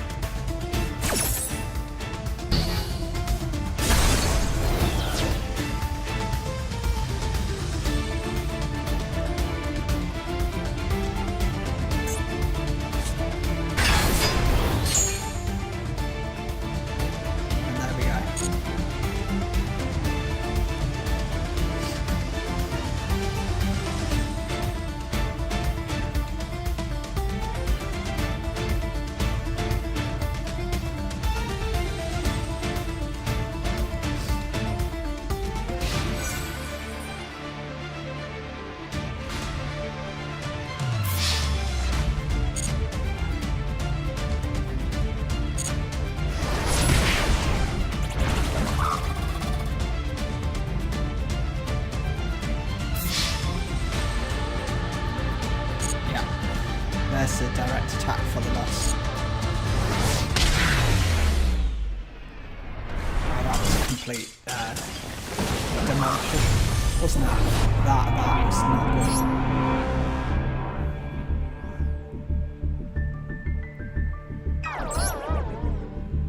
Let's see if I can make any changes to the deck, see if there's anything I can do. Hopefully we can win this one.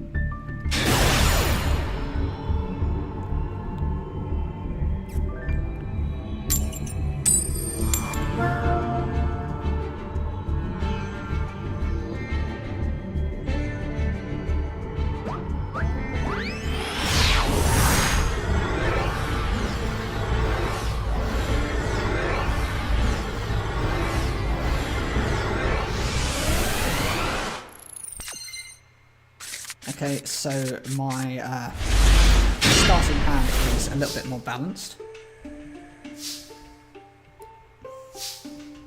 I think I will just set this card and I'll set 2 cards face down and end my turn. And the reason I'm going to do this is purely because if my opponent attacks into Shocktopus, they're going to find that they have 0 attack points.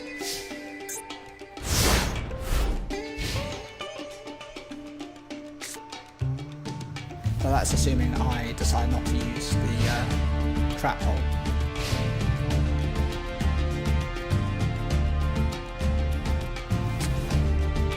Oh, great.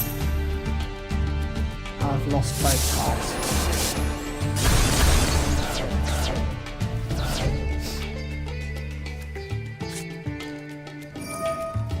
Kaiju, okay, so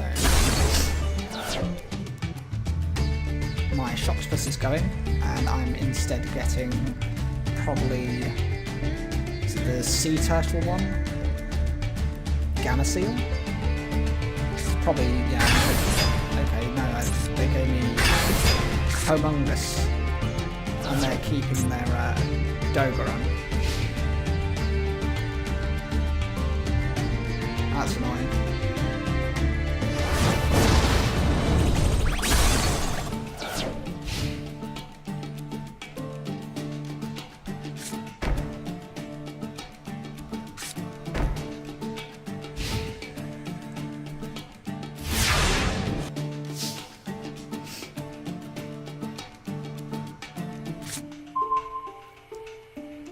That's something I can do actually. So I have options here. I think the best thing for me to do is just actually to go into this. I could go into the Ice Knight, but I don't want to risk doing anything. So with Buzzsaw Sharp, I go into this. Hopefully if my effect is allowed to happen, which is not. Typical. So it gets negated. And there is nothing else I can do. I have to end my turn.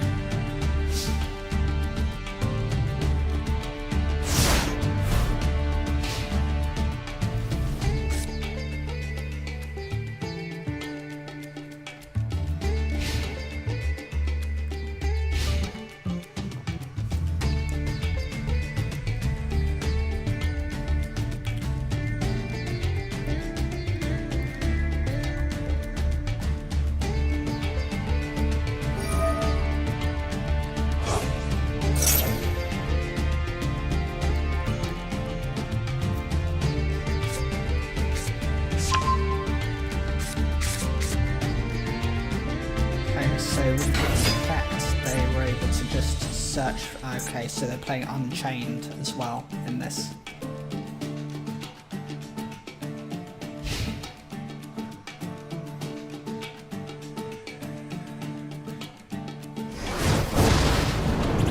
So I'll take 1,400 points of damage and another 1,500. Next turn, I'm going to have to probably summon the Ice Knight. That's assuming things don't go well.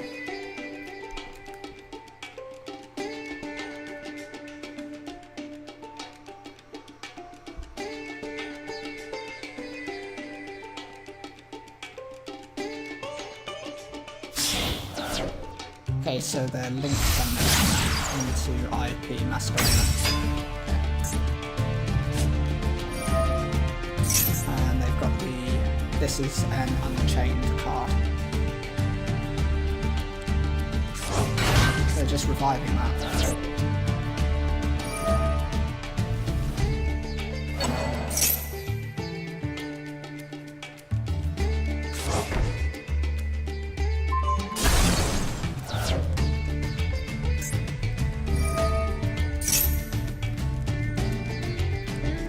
Especially something another Unchained monster.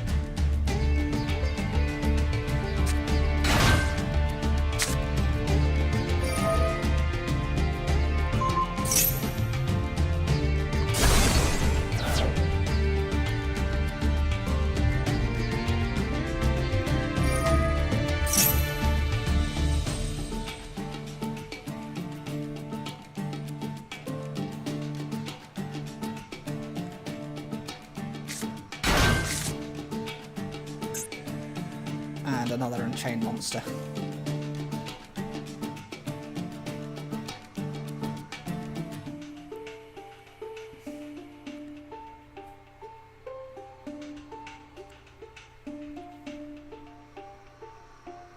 Well, that's irritating, isn't it?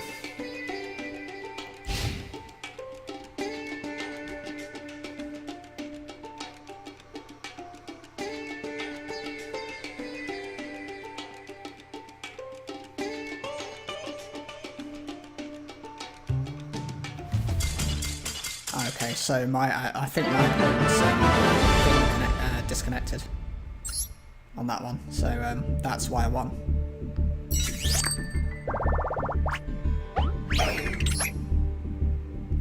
Hopefully, if we can win this one, then we will rank up.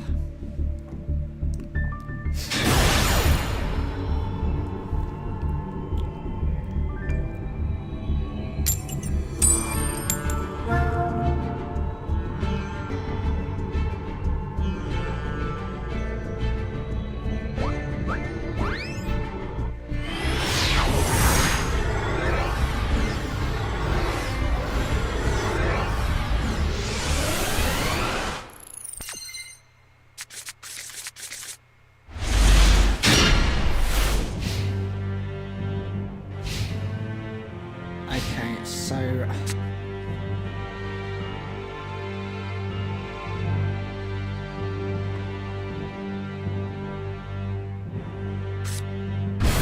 this is nice. Sea Stealth 2 I can actually use. Why is my opponent playing Toon World? Oh, it's one of those that self-destruction type of decks, I think. Because this card destroys itself.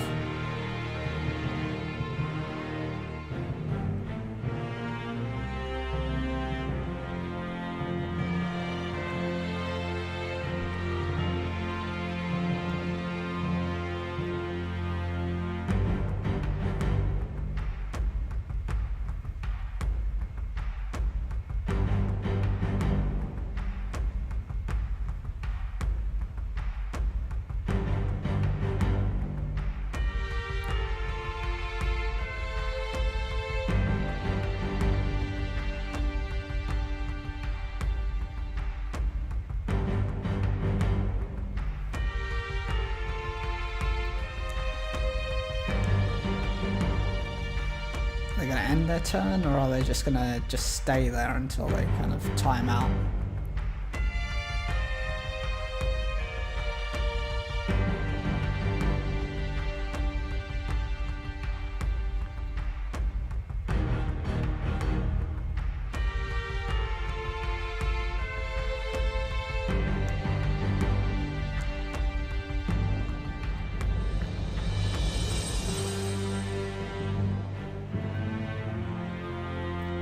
yeah, I think they're just waiting until the clock goes for them to do anything or decide to do anything. That's fine. We'll see how it goes.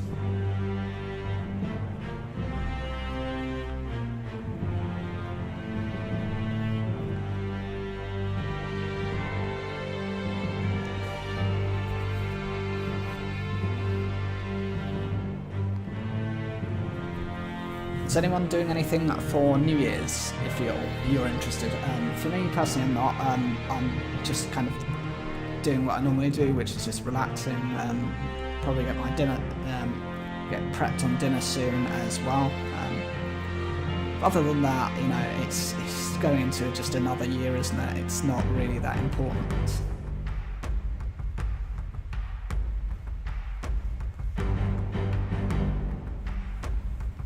Yeah, I think they're just counting down the timer on this.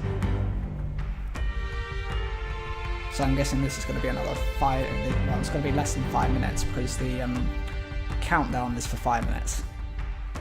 So I definitely think this opponent is just holding down the time. I just don't understand why players do this. It's no fun for anyone, is it? Just kind of waiting around, you know, just kind of wasting the other person's time. I mean, I want to make good content for you guys that you will actually enjoy, but obviously with these types of people you can't really achieve that.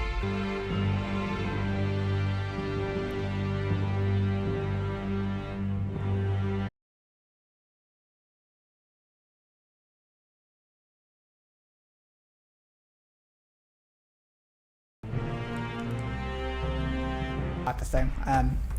Who knows what they're going to do?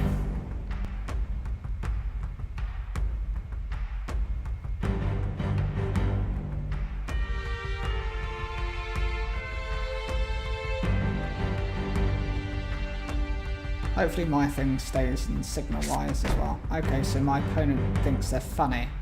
They decide to, in the last minute, well, in the last few seconds, to set a card face down. And they're going to end their turn here, aren't they?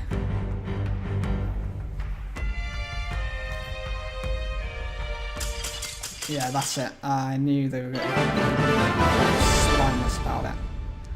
Oh well. Time limit win. Gives me a rank up.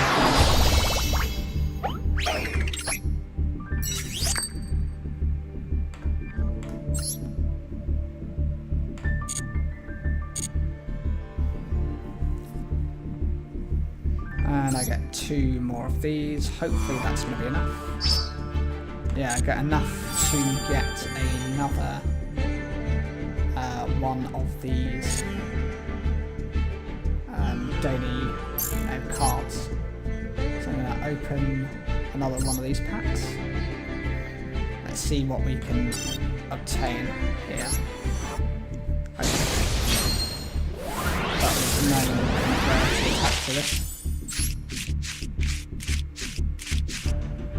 Okay, so I've got 2 new cards. I got 2 toads with 1 sting. Targeting 1 monster in your opponent's graveyard, special summon it to your opponent's field, but negates its effect. Also equips it with this card. Destroy that monster. The equipped monster cannot attack or be targeted for an attack if this card is sent to the graveyard because it was used as material. Okay. Okay, so if they do anything with it, then basically I get control of it.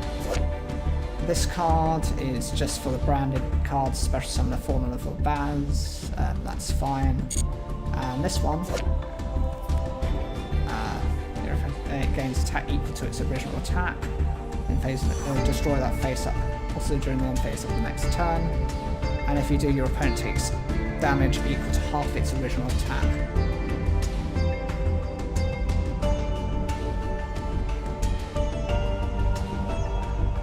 Okay, so that's quite interesting. There's a little tech card that could come up somewhere.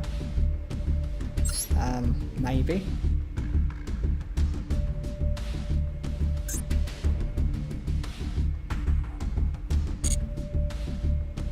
And I'll just go into the bonus pack and get what we've got here.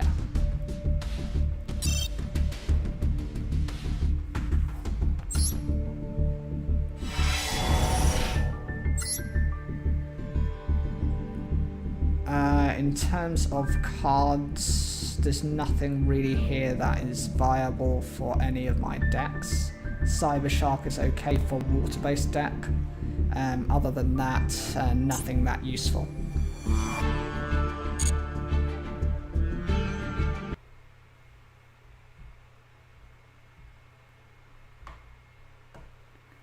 Okay, so thank you very much, guys, for watching the stream. It is about to end. Anyone who's enjoyed it, I'd really like for you to put in the comments or to watch some more of my content. I've got over 2,000 videos now collated on the channel, everything from shorts, playlists, videos on demand, and now most recently a few lives that I'm trying to attempt. Also, it'd be great if you can just share this to anyone if they're interested in Yu-Gi-Oh! It's kind of where's my interests lie. Thank you, and I will see you hopefully for the next one.